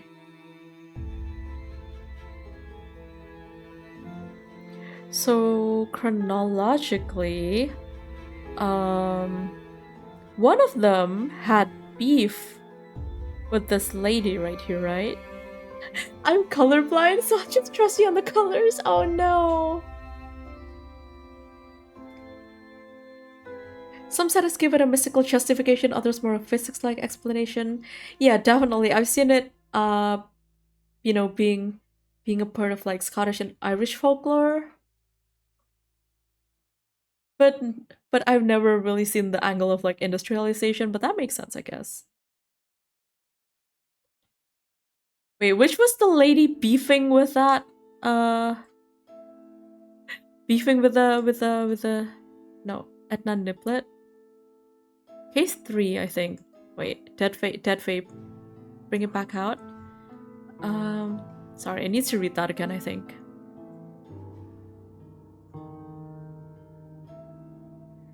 Uh-huh.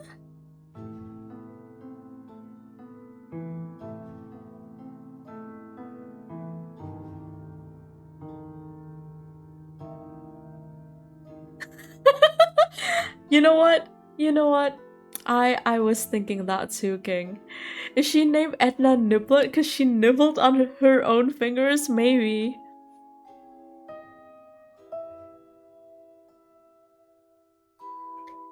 Yeah, okay, so I think we can safely say that everyone who does not have iron in her blood is probably a changeling.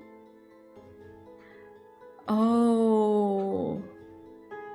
And these are people who were blessed by the scribe fairies, right? So is this a little prank they're pulling? Or you know, they say it's a prank, but it's a little bit more than a prank. Bring back Ace Attorney named Puss. Yes. Oh my gosh, posture check, you caught me. I was shrimping. Oh god. Let me do a little back stretch there. And thank you for the water redeem. I need that.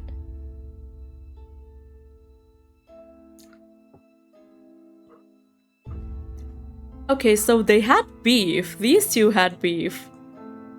And she went to try and confess something or report something and then changed her mind. And then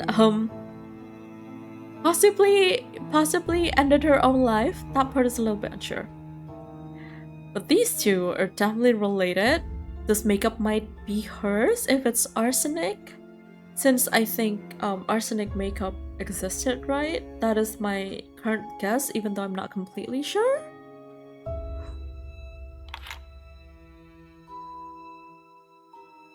Likes the box design and carrying it around in her pocket. Who has a pocket?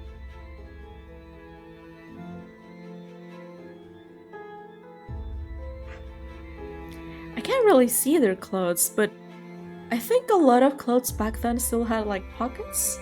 Maybe the fairy worker that saw the person as a changeling and wanted to ask help with the police. That's plausible as well. That is also plausible. She has a normal amount of fingers, definitely. We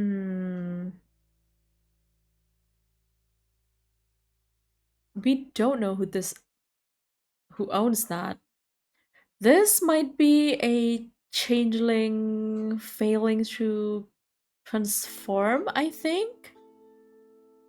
Because they really needed blood. That means they couldn't sustain the magic, right? Because they said that these little buggers, they need like some kind of energy, whether it's blood or something else, to continue functioning, right?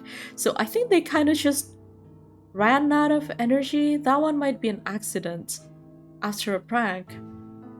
This one, This one I'm not sure. I don't know who owns the coin. That's the thing. It was a coin before, and I don't know whose coin that was. Uh-oh, I didn't mean to do that. Okay. I don't think I used the magnifying glass, and oh, I did, and it just said the coin looked weird. Maybe it's a Fae war and these people just got caught up in it? Probably. I wouldn't be surprised about that. Yeah, but this family was definitely blessed, and it's like the father and daughter combo who got the blessing. Blessing is a strong word, but you get what I mean. But yeah, this is definitely an accident. This is some kind of beef going on, maybe. But I don't know. We don't really have enough information on this lady here, except for the fact that she was invited to the gala. We don't know whose makeup this is. And this one, she was blessed? But something goes wrong. Or it's a curse. It might be a curse. Let me open up that record again. Oh,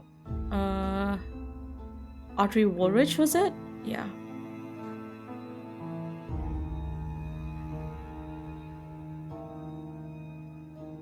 Strange noises and seeing strange phenomena. Uh-huh.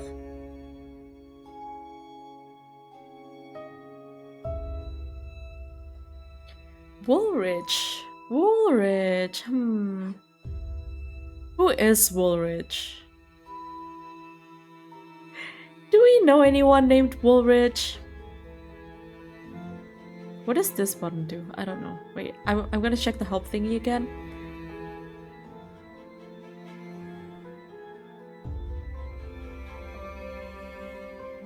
Select an item in the records, press the icon. To open the inspector. Oh!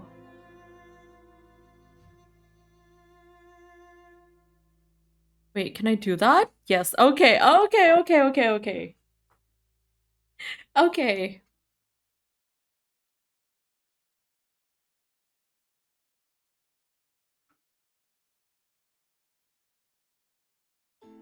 Uh-huh.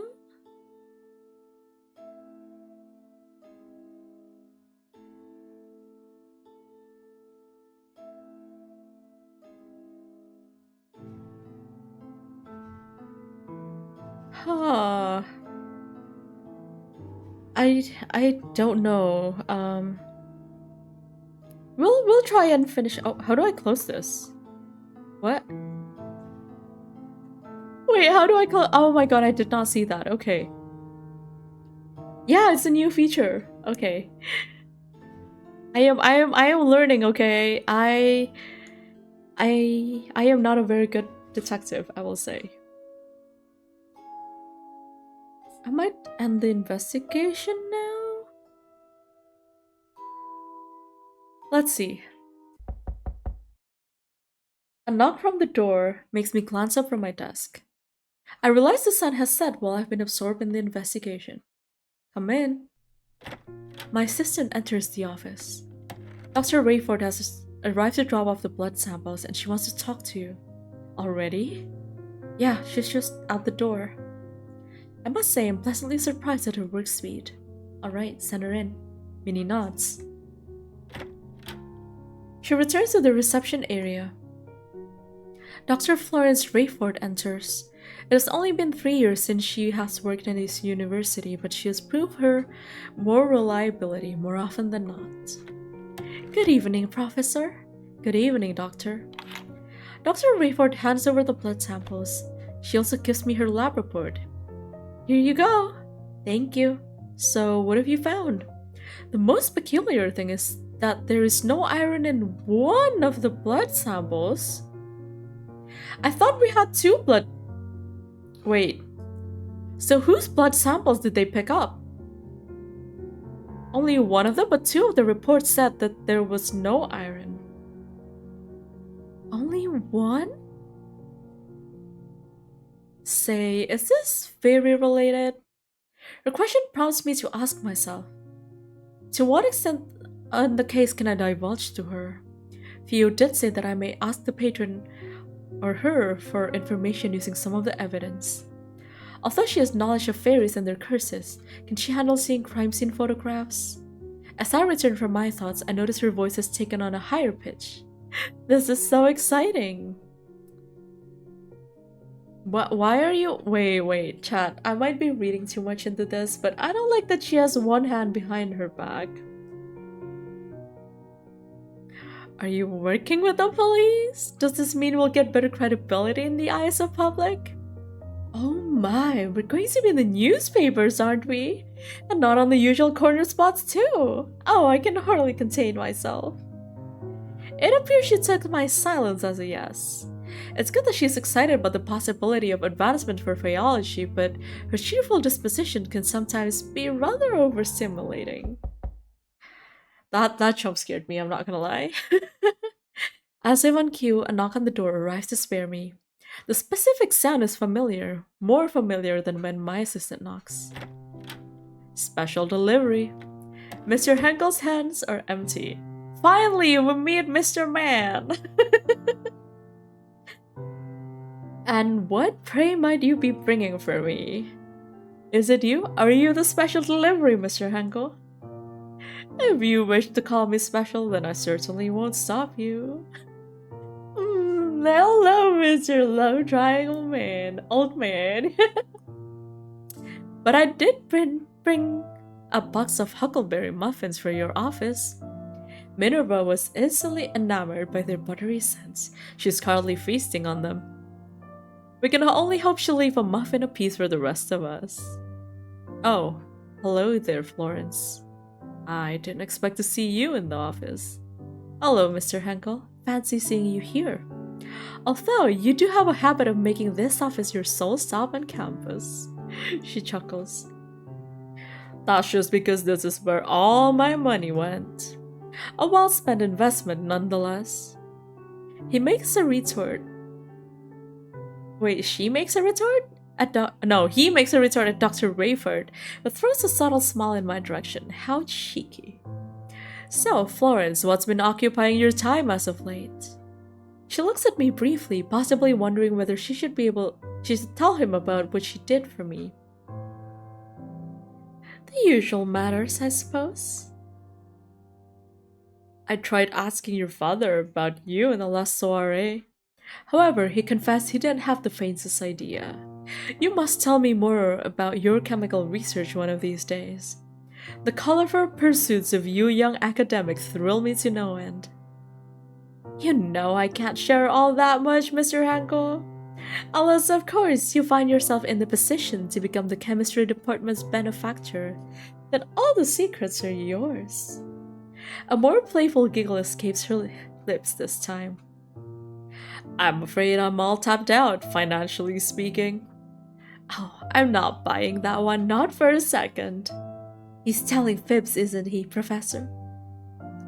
Well, now, I certainly don't want to get in the middle of the money talk of the rich. I wish I had that information, Doctor. It would make proposing for research much easier, with a bit of delicate leverage, naturally. Mr. Henkel laughs in amusement. I feel I should ask the reason he's here before this conversation takes an odd turn. Another note, Mr. Henkel, did you get my letter?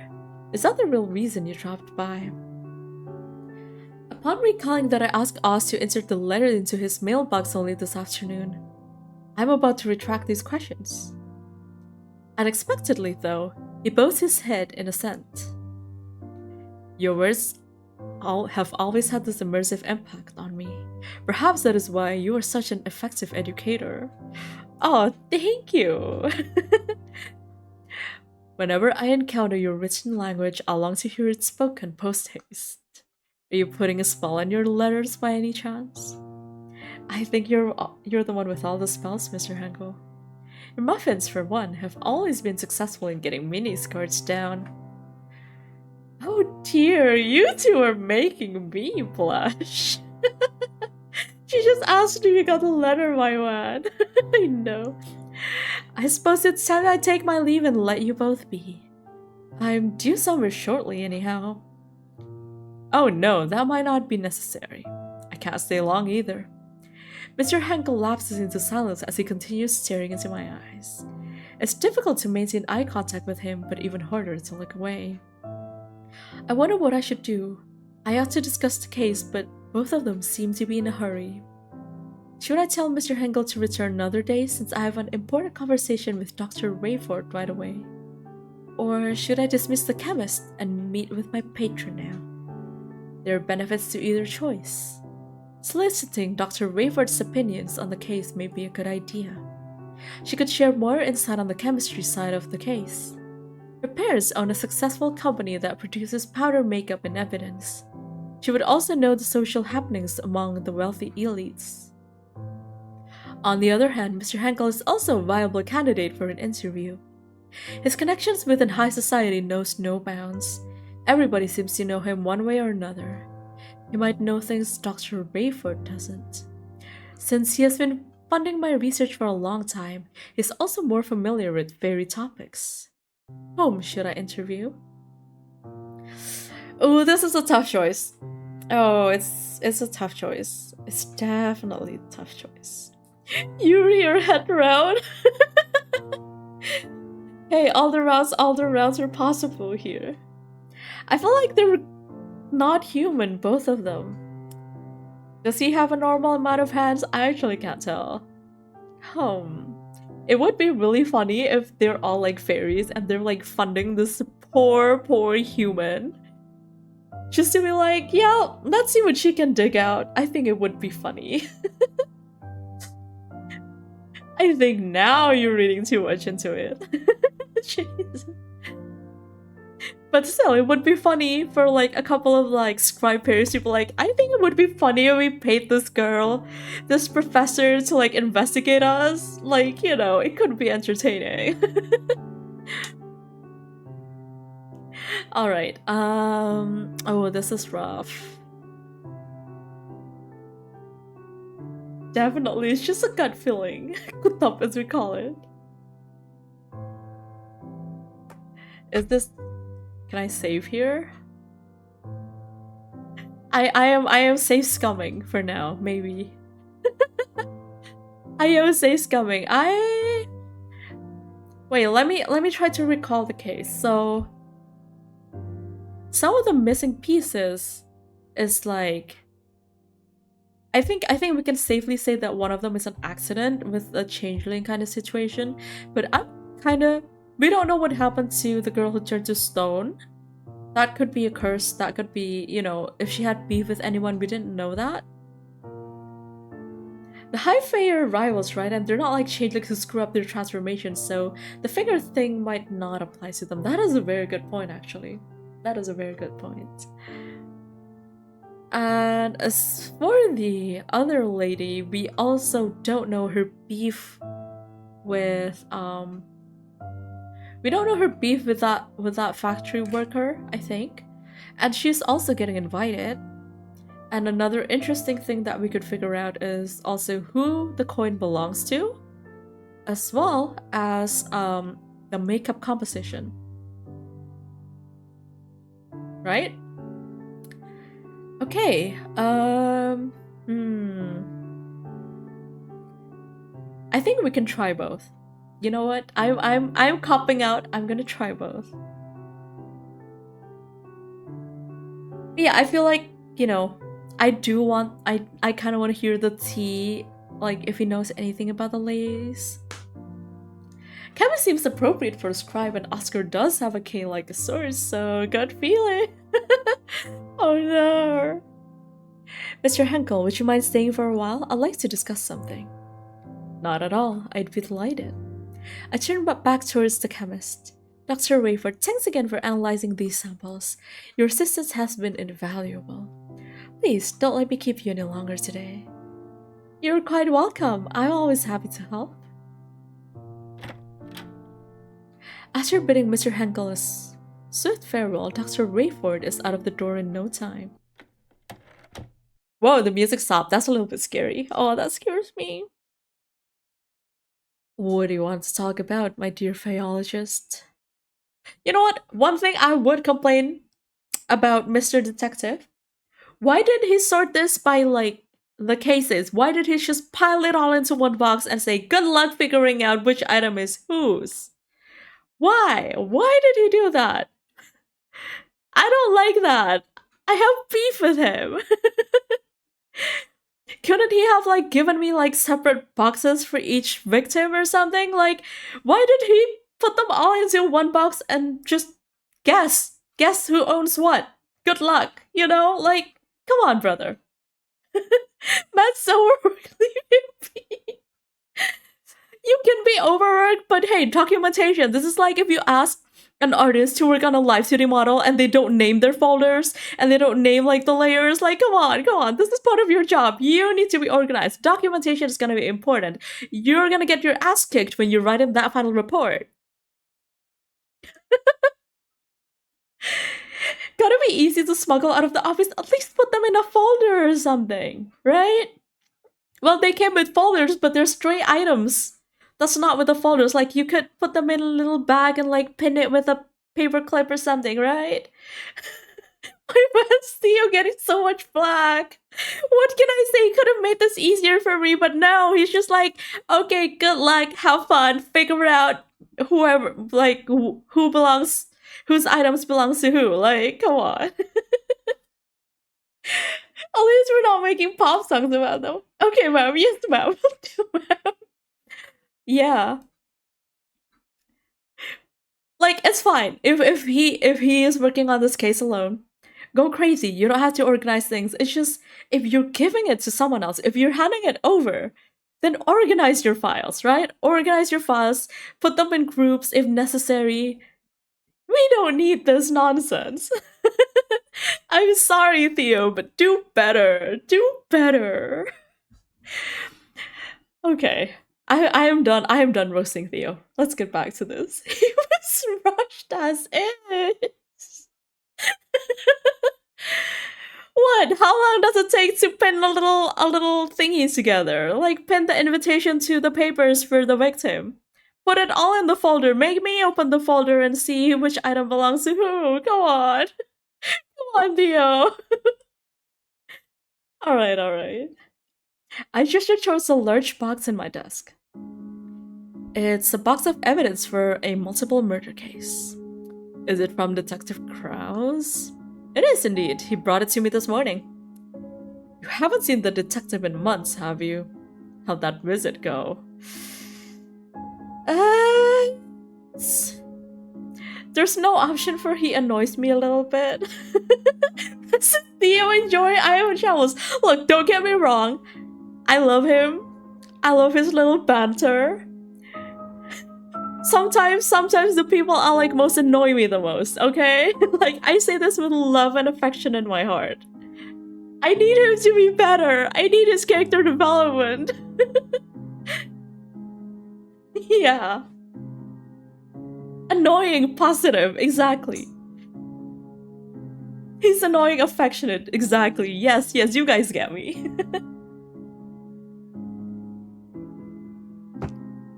Wait. Okay. Let me. Oh, thank you for the water redeem and a reminder for everyone else to hydrate. It's nothing special, we still argued. There wasn't anything worth mentioning except, of course, about the top priority case I am tasked with. I don't know why, but I have an inkling that he's pleased. Okay. Dude, okay, fine. Was that why Dr. Rayford was here earlier? She had analyzed some biological samples? Yes, that's right. Alright, tell me about this case. How can I help? What are you writing? Is Theo going on the list? No, I'm investigating. I'm just doing a little investigation, you know? It's nothing suspicious, I promise. Wait, let me move my book. Okay, there we go.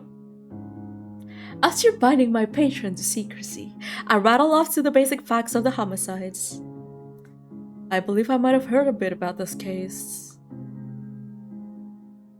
Not the gory details, mind you. Just little whispers here and there. Yes, I was hoping you'd be familiar with some of the parties involved. I wanted to show you something. Please, share any knowledge you might have about the evidence. Sure, I can do that.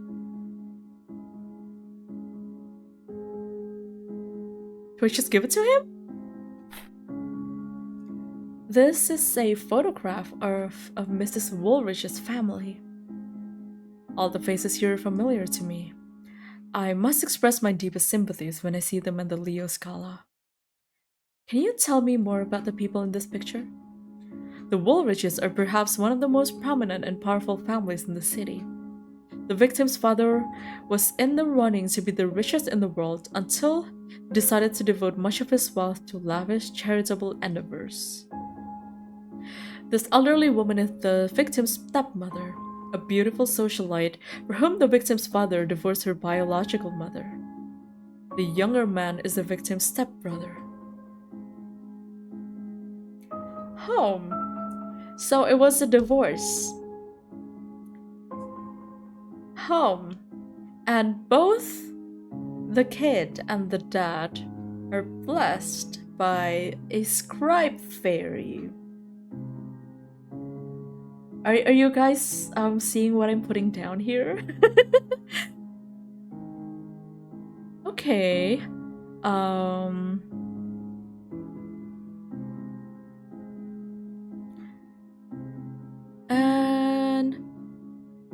Moore. Okay, so this is the Moore family. This is a photograph of Mrs. Moore and her family. What can you tell me about the people in this picture? Can't read your notes from here? Okay, that's okay.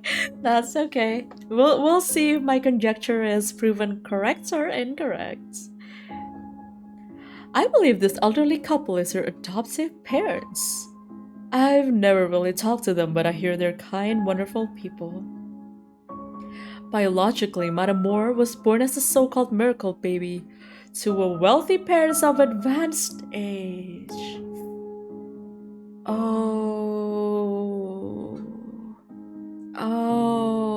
Oh, that was the favor.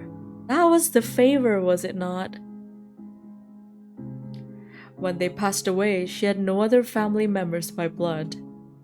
She was thus adopted by a middle-class couple who were trusted employees of her biological parents, or so I've heard. Upon coming of age, she received her sizable inheritance and wedded a recently rich entrepreneur of humble origins. This is her widower in the photograph.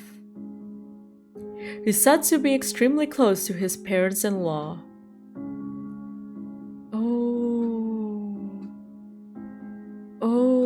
So there is a chance that everyone in that photo is a fae. Oh yeah, SEAGO is advertised on Steam. There's a whole event on it. It is. Oh. Wait, I just registered what I did.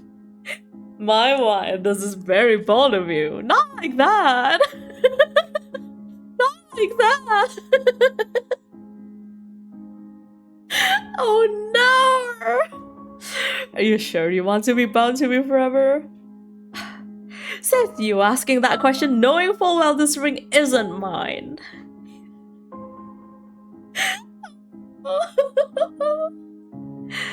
Oh no! You laughed wholeheartedly. So, whose is it? Mrs. Moore. All I can tell you is that she and her husband were always attached at the hip. 2 peas in a pod. Oh no! I just realized what I did. My bad. Is this the one from that popular brand? Nectar Bell. That's the one, although that's all I know about it. Okay. Why are you showing me this invitation? Is this your way of confirming that you'll be my date? Should I lock it down?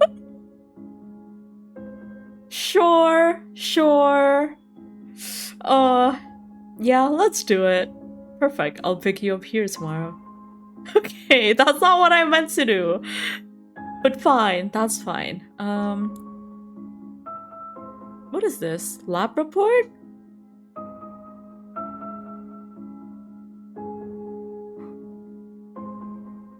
There is a choice, yeah.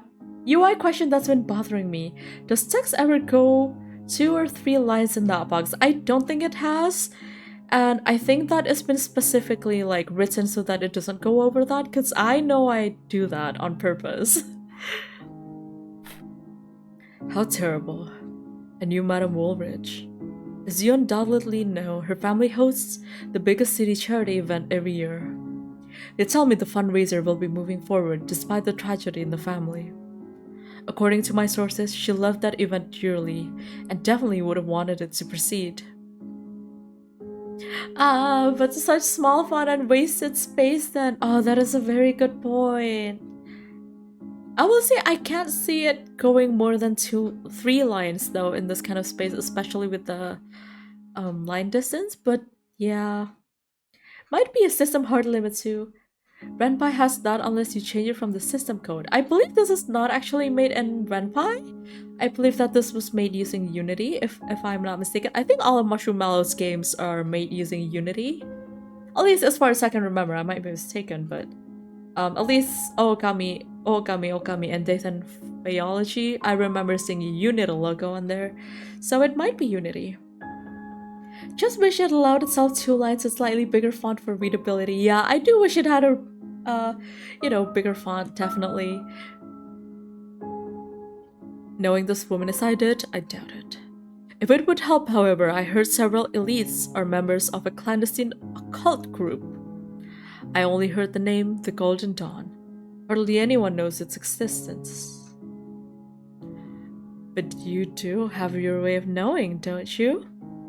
I say teasingly, and he responds with a sly smirk. I do, indeed. Okay. Let's see here. Susan Moore. Oh, how awful. I was familiar with Madame Moore. Through the grapevine, I heard the devastating news of her death. I often interacted with this exceptional woman and her sprightly spouse at high society events. Both are gracious individuals.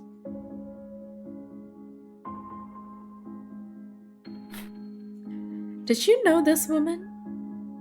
I did. She was a fine, upstanding lady. She certainly didn't deserve such a gruesome ending. She was known among her peers for her... Oh, there we go. We got the answer. For her rare coin collection. From what I've heard, you can see her collection displayed in every inch of her house. So she was the coin owner.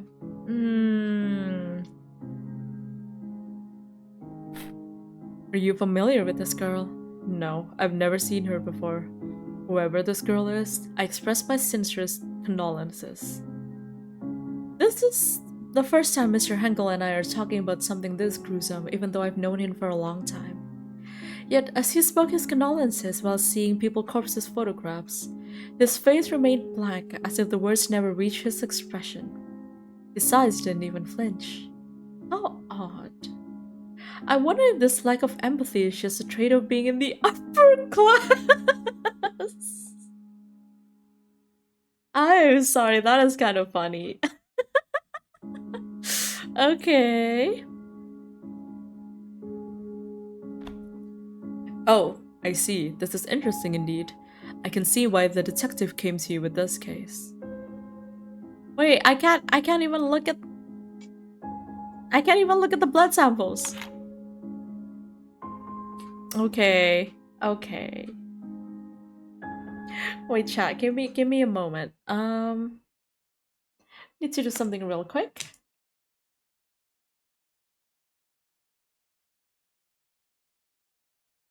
Okay.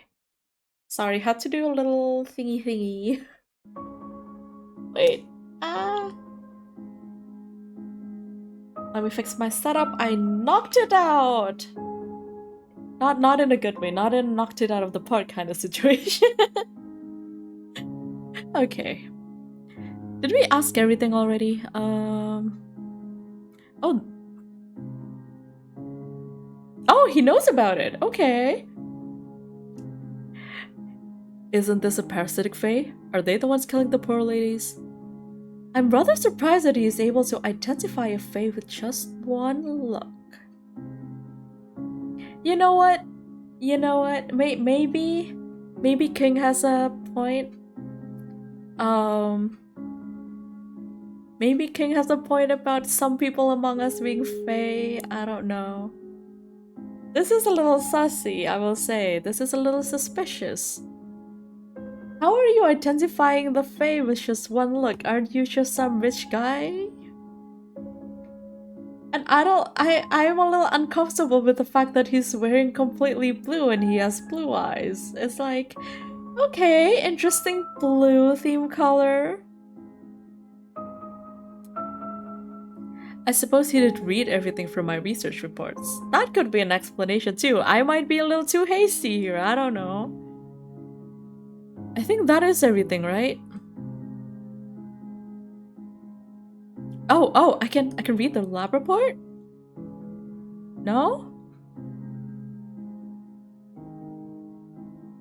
Why can't I read the lab report? Ah, do I have to go back to the desk? Fine. Ah. Wait, who was the coin collector? Yeah, she is the coin collector. So but she's also a changeling. Rich guy that funds specifically only us. I know. Fancy otherworldly sugar daddy. Oh, I have to desk it first. Fine. Okay, so she collects the coins. And that coin just so happened to be a parasitic fae who was attacked by a warrior fae? And for some reason, no, or maybe it's the parasitic fae who hid as a coin, and then this lady found it, and for some reason it made her bite off her fingers? I think that's all we can get in this interview. I have no further questions. I believe I have information for now. Already? Yes, Mr. Henkel. Earlier you mentioned you had a prior arrangement, so I won't keep you any longer. Thank you for your time, you've been incredibly helpful. I'm delighted I could be of assistance. Reach out to me if you need anything else. Money! Just kidding! I'm kidding. No, it's fine. You're already funding this. That's enough. Thank you, sir. I'll see you soon, yes? I give him a brief nod. Mr. Henkel then leaves my office. I'm alone again, but not for long. My assistant pops into the office. Professor, I'm heading home soon. Is there anything else I can do to help? No, I'll be perfectly fine. I think I'll stay and work a little bit longer. Okay, see you tomorrow, Professor. Oh, thank you for the water redeem. And a reminder for everyone else to hydrate as well. Ow. I smacked the cup against my teeth. Ow. If you hear that clank, no you didn't. Have a safe trip home. Upon wishing me the same, Minnie leaves. Oh, it's Minnie as in Minerva. Yeah. Don't worry about it. I'm okay. I didn't hit it super hard. Just a little clink. I have some time until I have to wrap up my workday and head home from the office. Or I could just sleep in the office like I did in, you know. Okay, wait. Lab report. Give me the lab report, thank you. Wait, actually, I wanna go to the load data. Wait, actually, return here. I want to save first. Return. And then load this one. And let's see. Let's see what they have to say. I'm just gonna skip that, and you know, we can get all the information. Of course, we can get all the information. Are you sure, Professor? I'll let our resigned sigh. Sometimes it can be quite difficult to deal with her teasing. Stage-scope tactics, yeah! When I address my patron once more, regret colors my tone. Mr. Henkel, would you mind coming back another day? I have something crucial to discuss with the doctor at present. Of course, I understand your scientific pursuits precedes all else. I wouldn't have it any other way. Thank you for dropping off those muffins.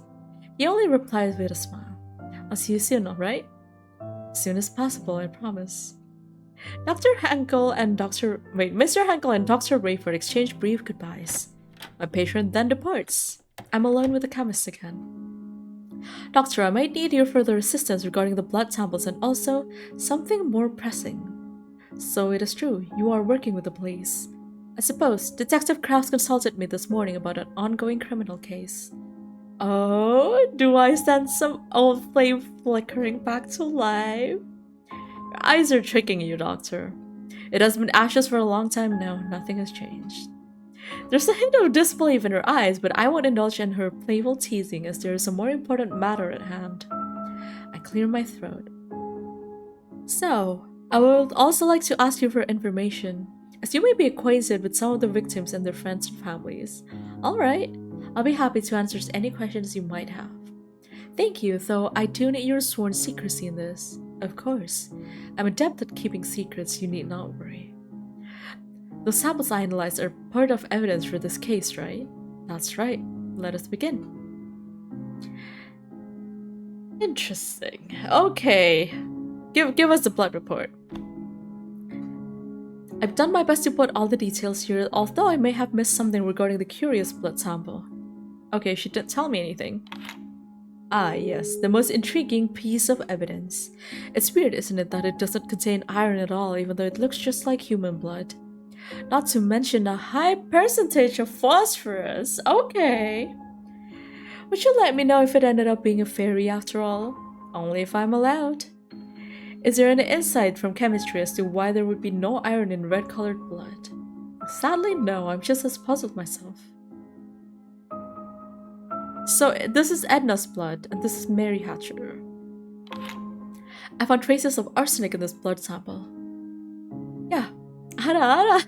Thank you for the redeem, Shotakina. It's good to see you here and welcome. Yes, that was reported by the forensics team too.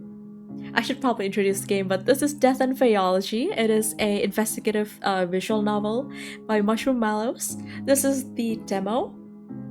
And it's been quite interesting so far. It makes, I don't know, the cases are quite interesting, and I'm trying to like piece it all together in my head, you know? Looks very neat. Yes, if you would like a link to the Steam page, it should be in the command !games or in the pinned post. But yes, enjoy your stay, and we'll see how this goes. One wonders who could have done such a thing to the poor girl. Actually, chemists do sell arsenic to common people to make their own weed color and rat poison. I haven't done that in some time, not since university contract, but I'm sure the detective has asked his henchmen to collect purchase records from chemists all over the city, don't you think? Well, he didn't give me the records. Once again, Theo, I know you're catching strays, but you didn't give me the reports. Sorry, it's fine. It's fine. Whew. It's tomorrow's galas. I'll not be going there since the opera is playing. Oh, I didn't know you were into opera, Doctor. My late husband and I used to go there for one of our date nights. Sadness leaks through her eyes even though her smile stays bright. I hadn't the faintest idea she's been married before. Speaking of which, I spotted Detective Krause at the Met during last month's performance. He appears to be enjoying the opera, accompanied by an attractive tall blonde woman. It was quite the unexpected sight. I never took him for an admirer of opera. Well, that's a new one on me. I didn't need that info. Tell me about the makeup. Ah, my parents' greatest achievements. It's one of the things I wanted to ask you, Doctor. I don't know much about makeup. How popular is this powder among high society? The Powder has been the craze lately among the upper class since my parents have successfully gotten Mary Pickford to do its advertisement. Well, I'll be... Okay. So it's one of the richer ladies, but we don't know which one. And she didn't tell us about, like, anything about this.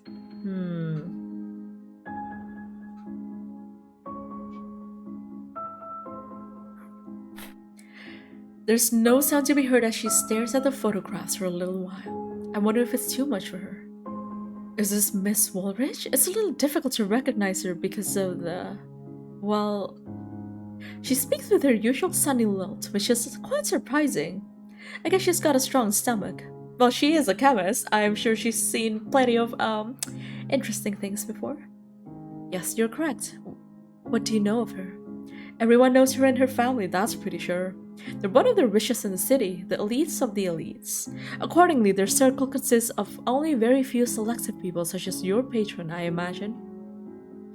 Oh, and their family likes to host charity events. Did you ever know her to dabble in occult matters? Unfortunately, what I told you previously is all I know about her. If she did dabble, do you think maybe her manner of death is a result of occult matters? It's certainly a possibility. Mrs. Moore! She seems to recognize the victim quite fast. We've met once or twice at a clothing store and exchanged a few pleasantries.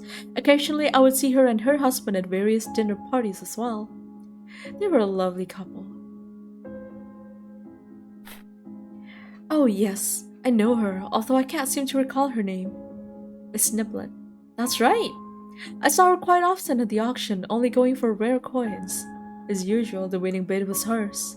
I wonder if some of those coins carried some kind of a curse, since they came from God knows where. Do you happen to know this girl? Unfortunately, no, I do not know her. It's surprising that she seemed rather unfazed by quite the gruesome photographs. I wonder if she had seen worse deaths caused by chemicals.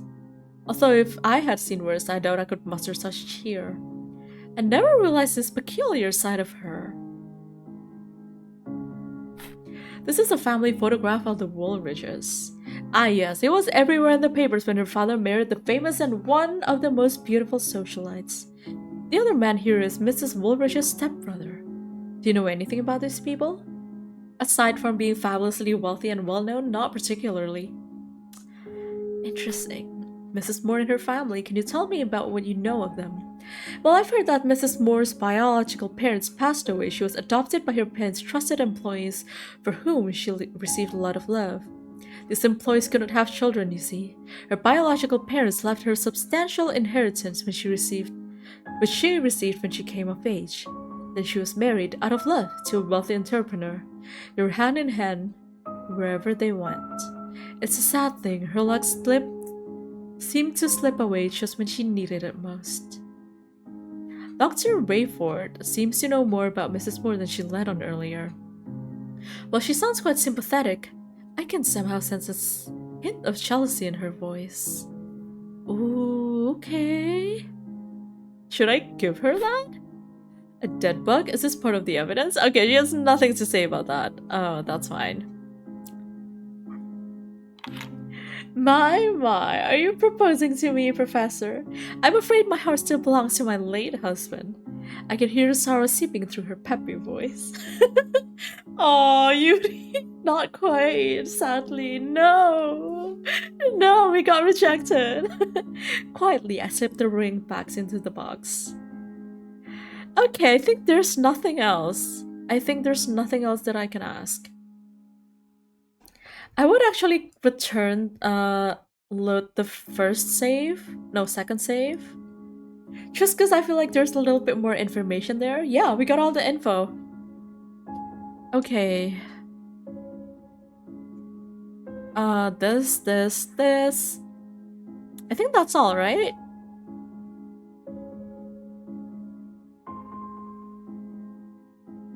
Ooh. It's both purple and red. It's both purple and red. Okay. I've read somewhere that most insects don't have iron in their blood. That is true. That's why they don't have, like, They have like a clear colored blood, I think. Arsenic, huh? Lab report. The content is quite similar to the forensics report. While elements similarly found in human blood such as phosphorus, carbohydrates, and some proteins are found in the third victim's blood, it doesn't contain iron. Moreover, the amount of phosphorus is found in a higher percentage than in human blood, making it possible for this to be the blood of a fairy. The fourth victim's blood appears to be normal human blood with iron present. Traces of arsenic are also found. Although there is some new information, I had expected the report to be more detailed. Then again, I did ask her to finish it as soon as possible, and she delivered. Ooh, there's not really much else we can take a look at. Oh, I did not mean to click that. Okay. I think that's all, right? That's all the new stuff we got. Oh gosh. It's the next afternoon. I should be grading assignments or reviewing lectures I'm going to deliver come Monday, or do anything productive in the realm of professional duties. Instead, I find my attention straying more and more towards the office door. I voice my frustration to good old Oz. Theo will probably arrive at any moment. I can't stop wondering whether my explanation will be enough for him. In the past, no sort of explanation ever seemed to please him when it came to fairies. And why should it do now? My voice cracks with concern. This time he came to you bearing in mind the possibility of fairy involvement. He'd be a fool to discredit you so soon. My fairy companion's chirping becomes increasingly stern this time.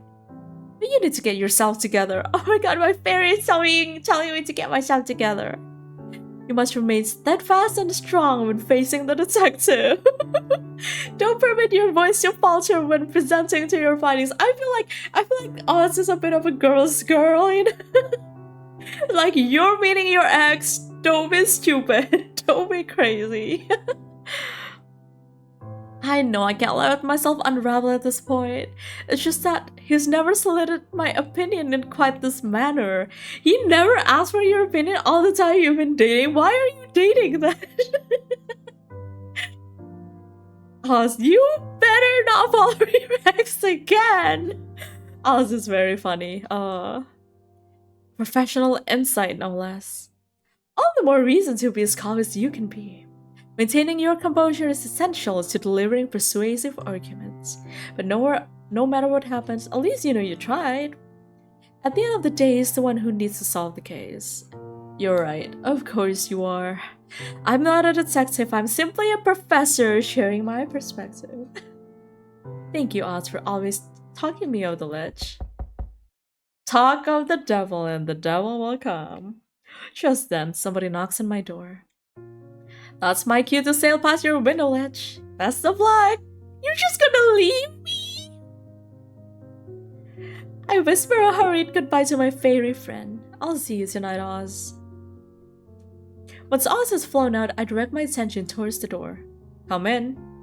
My assistant marches in. Professor, you have a visitor. The detective? Minnie nods. Alright, send him in. Minnie nods once again and walks out of the room.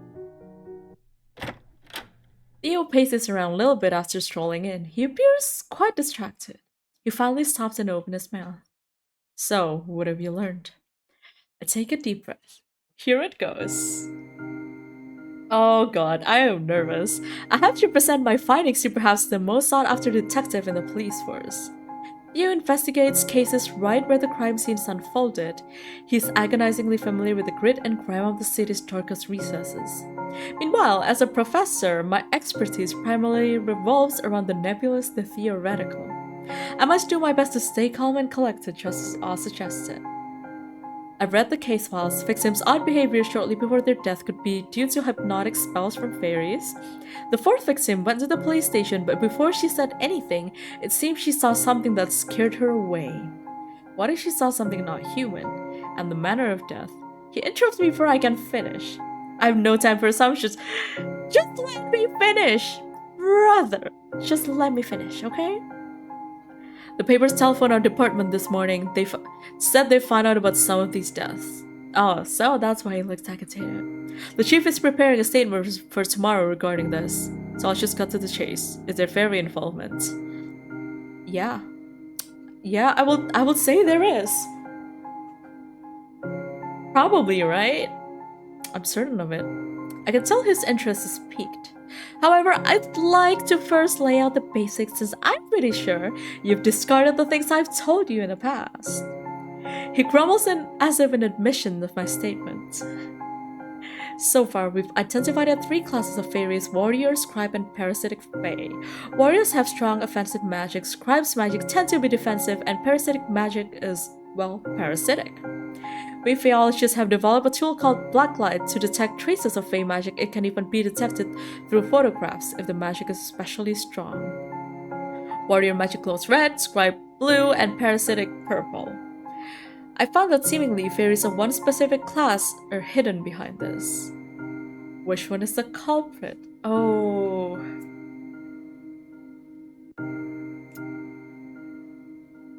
Okay. Oh no. Wait. There's only one type of fairy that's the culprit, chat. Am I cooked? Wait, I thought it was multiple involved. I don't know if it's the warrior fae, because they only attacked one person, while the other 2, they had like scribe fairy thingies. Ooh. Wait, I don't know.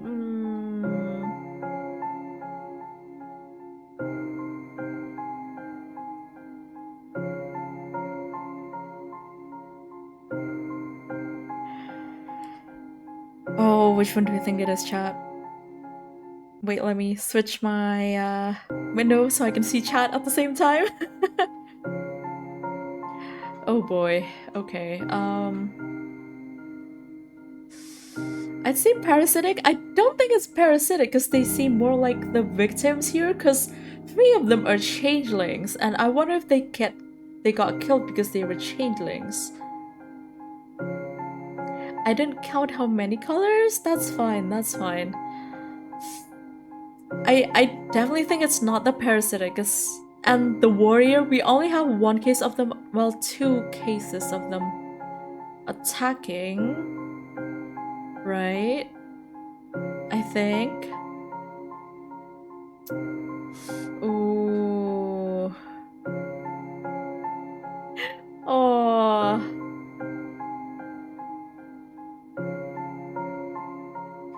Wait. 2 out of 4 seems better. Yeah, I guess so. Oh wait, I need to use my brain cells for this. I'm kind of... The warrior fae is involved in 2 of these, because there are red marks on the ring and there are red marks on the fairy coin as well. Right? And they tend to be a little bit more defensive. Right? So maybe warrior? Am I gonna save scum? I might save scum. I might save scum this. Oh god. Wait. Ow. Okay. I don't know. This is hard. Shoot. So warrior killed Mrs. Moore at least. I think so? Maybe? Ooh.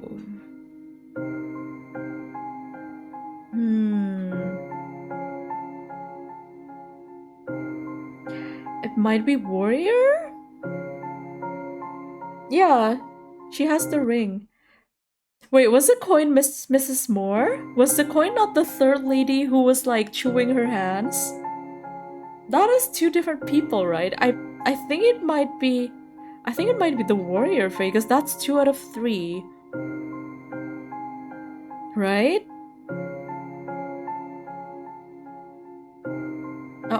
My stylus is dead again. They're of the warrior class. What is the evidence? Dead Fae? How does this prove warrior's involvement? I put the dead Fae beneath the black light. It's a dead parasitic Fae. Look, it glows purple and red under the black light. I take it their bodies still glow even after they're dead? Correct, it takes a little while until the magic is fully dissipated from the corpse. It honestly just looks like a normal bug to me. It clearly is missing a pair of arms, okay? And it has fingers! I don't think normal bugs have fingers. Hold on 1 second. I tilt up the shelves and pick up one of the boxes containing deceased insect from my ongoing research. I open the lid and show it to Theo. I found this one dying just yesterday, died shortly after. Swiftly, I put it beneath the black light. A normal one doesn't glow, you see. Theo's expression is a blend of amusement and bewilderment. Quite interesting. And how does it end up here? A failed transformation magic. It's a parasitic fae that got wrapped in a coin, warped by a coin due to transfer magic going awry. The coin in the evidence turned into this when I put it under the black light long enough, essentially revealing what it really was. So the third victim, Mrs. Niblet. What about her? Mr. Henkel said she has numerous coin collections displayed in all her rooms in her house. This particular coin must have been nearby when she met her fate. I can see a feeling of unease reflected in Theo's expression as he stares at me. I need a moment to digest all this. Take your time, Mr. Who definitely didn't just rush me into this. I nod and take a moment to arrange the box neatly before placing it back on the shelves. What else you got? Ring? How does this prove warrior involvement? I place the ring beneath the black light. You see, Mrs. Moore's ring glows purple and red under the black light. But why does it glow purple as well? It's part of transformation magic?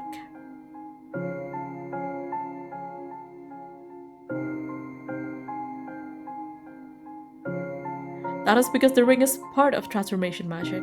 When parasitic fae is transformed into a changeling or human look-alike, high fae magic is able to copy everything, including Mrs. Moore's wedding ring. There's subtle silence in the air as Theo's eyes widen in consternation. What the hell are we dealing with here? He mutters in a voice that is filled with dismay. What else you got? Victim's blood sample? How does this prove warrior's involvement? I slot the blood sample beneath the black light to show the magic traces.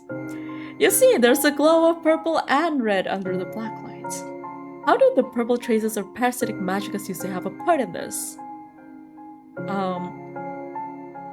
The blood is fairy blood. That is because this blood is of fairies and their blood contains traces of their own magic. This is further supported by the blood sample analysis. Fairies' blood has high content of phosphorus, just like reported. According to that, the missing iron, fairies have an aversion towards iron.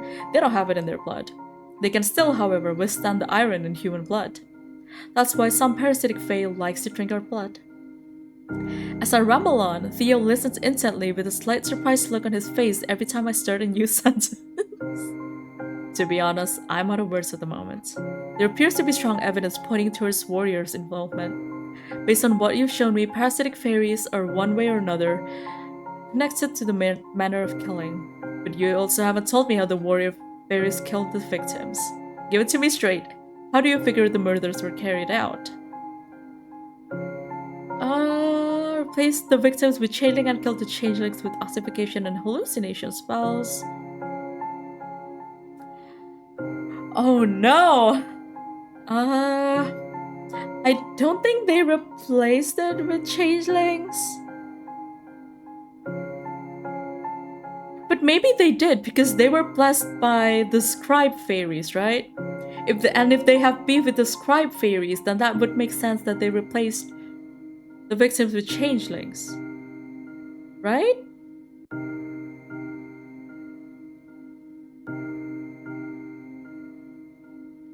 I should have saved there. The warrior high fae used their transformation magic to turn parasitic fae into human lookalikes of the victims, which are often called changelings. Changelings? I take out the crime scene photographs with middle-aged victims and lay them out on the table. Using the magnifying glass, I show the oddity in the victim's hands to Theo. This is one of the possible anomalies that is likely to happen due to the complexity of transformation magic used in creating changelings. Yeah, that makes sense, right? As famous as these ladies' families are, it would have been a big thing in the papers if they had 6 fingers from when they were children. I don't seem to remember anything like that in newspapers, do you? No, me neither. Theo looks away as though trying to remember all the newspapers he has read. Aw, silly. It also explains the missing iron in the blood samples since the corpses are not human. I wait until Theo meets my gaze before continuing. They then murder the changelings using ossification and hallucination magic. It's done to cover up what they really did to the real humans. What they really did? Like what? It can be anything. The real humans might be kidnapped to fairyland, destined to wizards and fairies and bring forth offspring, or be employed as a slave, or tortured for amusement until they die. I shiver at the thought of it happening to the poor ladies, and Theo appears to be unsettled by the same thoughts as well. Hold on, are you saying that they might still be alive? There is a chance. Yet the realm of fairies is still an enigma even for those who study their kind. The Faeologist in the university has barely met any living fairies. You're aware of how fresh this field is within academia, aren't you? Theo nods. It pains me to admit that I genuinely do not know how to get them back. I'll keep trying nonetheless. We both fell silent, as though a heavy weight had been settled in our throats, refusing to budge. We can also take a look at this case from another angle: the motives. Based on your investigation, what could be the rationale behind the warrior fairies' actions? It's difficult to pinpoint the reason why fairies do what they do since they don't follow human rules or morality. However, I found that... yeah, targeting people blessed by the scribes, I think, yeah? Yeah. The 3 middle-aged are blessed by the scribe face, shown by the sigils in one of their hands. I say as I hover the black light on top of the family photographs one by one. I mentioned before that especially strong magic can be seen even through photographs. Yes, I remember. He answers by taking the black light out of my hand and checking the sigils himself. Bro, just... fine. 2 sigils light up on Mrs. Woolrich's family photograph and one on Mrs. Moore's. The sigil is a sign of being blessed by one of the scribe fae, usually given when someone has a very special boon for a scribe. It gives good fortune and is passed down through generations. As you know, the middle-aged victims and their family are old rich families that have stayed on top for many decades. That's how strong the magic is. Mrs. Moore was adopted, that's why it's only her who has it. Her late biological parents hailed from a distinguished and affluent lineage. Theo points at the faces in Mrs. Woolrich's photographs. And he's the biological father, while the other 2 are step-family. I nod at him. I'm positively sure that should we check into Miss Niblet's family photograph, she and her children would display the same sigils. I'll see what I can do. Oh, and it's also meant as a warning for others to not harm the marked human. I guess that warning didn't work in this case, did it? No, it didn't. Well, I suppose this does make sense, and it is a pattern. Yeah. This might be targeted murders. He then casts a glance my way with the air of satisfaction around him and breaks into a smile. Good job! That is the most straight smile I've seen a character do, and I think that is very funny. Considering how rarely he gives out commendations, this sounds like the compliment of a lifetime. I can feel my confidence going through the roof. Did it, Theo? Yeah, exactly. We went past the Sun part and now hopefully in the did it part. Thank you. Lastly, what have you found on the poor girl, Mary Hatcher? Any connections to fairies? The chemist's report is similar to case files. The blood is normal human blood, traces of arsenic. I didn't find any sign of fairy magic from the evidence. Even so, based on her relationship with Mrs. Niblet, we can't discard the possibility that fairies may be involved with her death too. Theo nods in agreement. I have one more piece of information to tell you. Really? What is it? Mr. Henkel told me that there exists a clandestine occult group called the Golden Dawn. I asked him about this since the police report suggested some occultism might be involved. Hardly anyone, even from the upper class, has ever heard of it. He said several elites are members of it. He picks out a small notebook and a pen from his trench coat and starts writing. I'm not sure this is useful. Every scrap of information counts. I ought to note down the things we've talked about today as well. Your findings really threw me for a loop. I forgot to take notes. Oh, that's kinda cute. Oh, you silly man. Of course, take your time. While Theo is writing, I tidy up my desk and put the evidence back in the box. Anything else you got? That's all I have for now. He puts his notebook and pen back into his coat. Whoa, suddenly it's nighttime! He heaves a sigh so heavy, I can believe he has the weight of the city on his shoulders. Even so, when he looks at me, there's a glint of something that wasn't there before. Respect? Am I finally being respected for my job as a Faeologist? I hope so. This fleck of illumination is all the more stark since we started this discussion. It's hope, perhaps. A tiny, delicate thing that is blooming in this room to counteract the overwhelming darkness and despair outside. I always knew you were clever. But I have to say, you've outdone yourself this time. I'm impressed. From start to finish, you were able to line up the evidence perfectly with your theories. Everything makes sense. I can't believe he's saying all this. Yeah, same, MC, same. I am feeling like $1,000,000. Thank you, Theo. It means so much coming from you. Haven't I told you that you'd make a good detective? Yes, he has. It feels nostalgic all of a sudden. Feels like such a long time ago. That got a smirk out of him. Well, we've still got our work cut out for us. But at least for now, innocent people will get thrown into jail thanks to you. I just need to convince the chief and the papers. Though with your findings, it sure would make it a lot easier. If anyone can pull it off, it's you. Even with that ragamuffin look, there's something about you that makes people listen to you and trust you. Well, now you did fall for this ragamuffin. And how do you know it wasn't your constant brush with danger that drew me in? Oh, I know. I'm sure of a comeback for once. He knows just how to catch me off guard. All of a sudden, the playful glint in his eyes disappear, replaced by a serious stare.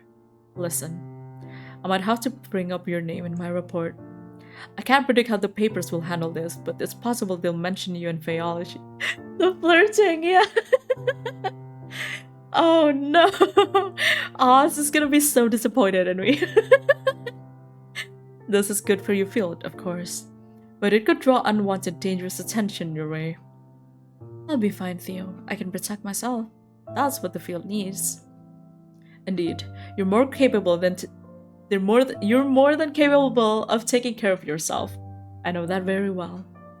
I do appreciate you worrying over me. Theo's concern seems to fade, and he lets out a sigh of relief. Well, this day's certainly been a ride. He glances at his wristwatch. I've still got time until I have to get back to the station. Fancy a drink with me? You can tell me more about fairies. I'll listen with way less judgment this time. Just like I promised. I don't know if that's a good idea. Oh, I get it. Besides, I must honor a prior appointment with someone else. Alright. I'd better get going then. Be sure to take care of yourself. Same goes for you. Just as the detective is about to leave, my patron arrives at the door. Oh, of course! Oh! Fancy seeing you here, Detective Krause. Even as Theo continues to glare, Mr. Henkel's are steady on mine. Are you ready to go? In a moment, I just have to finish grading these assignments. It'll take 10 minutes this month. I don't think it'll take 10 minutes, girl, but okay. I'm happy to wait. Anything for you. He mad. Oh, come on. We all have two hands. We can all hold hands, you know? Like, you don't need to be mad about it. There's a slamming sound as Theo leaves the office just then. After he departs, I focus on the assignments for grading. The only noise that can be heard in the office is the rustling of papers. Mr. Henkel breaks the silence. Are you looking forward to all the exciting funding opportunities we can potentially snag at this event?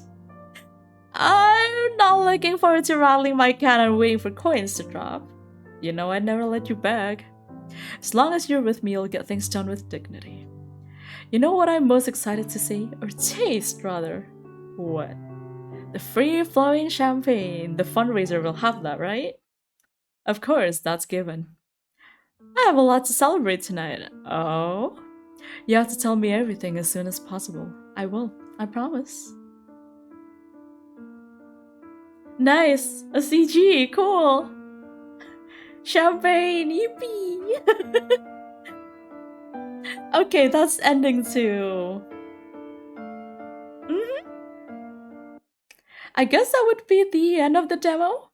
Yeah, that is the end of the demo. And I will also, end it here. I will try the other route another time. Probably on my own. Maybe. But yeah, I actually really enjoyed this. The investigation was pretty fun. And I did have to use my brain cells quite a little bit here. But it was overall very enjoyable, and I am so looking forward to the final release, right? Uh but yeah, let's see if there's anyone that I can rate. Oh no. No. Oh, I'm the last SEAGO standing. Okay, that makes sense. You know what? Fair enough. I will, however, I guess, the only person online for me is the Mad Siren, and well, we could rate Siren. I mean, she is from Southeast Asia. Not quite a SEAGO streamer, but still, it is almost. Yeah, it is. It is quite late, but I'm still gonna rate Siren and like drop you off there. They are currently playing. We were here together, and yeah, it is also their birthday stream, so might as well say hello and see how that goes. But yeah, thank you so much for joining me today, and I actually really had fun with this. And thank you so much for the raid, Otsu. Yes, Otsu. And yeah, I guess I'll see you all next week. I have to find a way to slip in that game I couldn't play last time, um, and try to see if like Hot Hill would be able to play with me. But if not, I guess you'll see my schedule tomorrow or like in a day or two, basically. But yeah, thank you so much for being here, and thank you so much for all the hydrate redeems. I really needed that. I'm not gonna lie, I really needed all that hydrate redeems. Can you believe I finished my entire mug of water? But yes, thank you so much once again, and I look forward to seeing you all. And yeah, let's just go and rate Siren.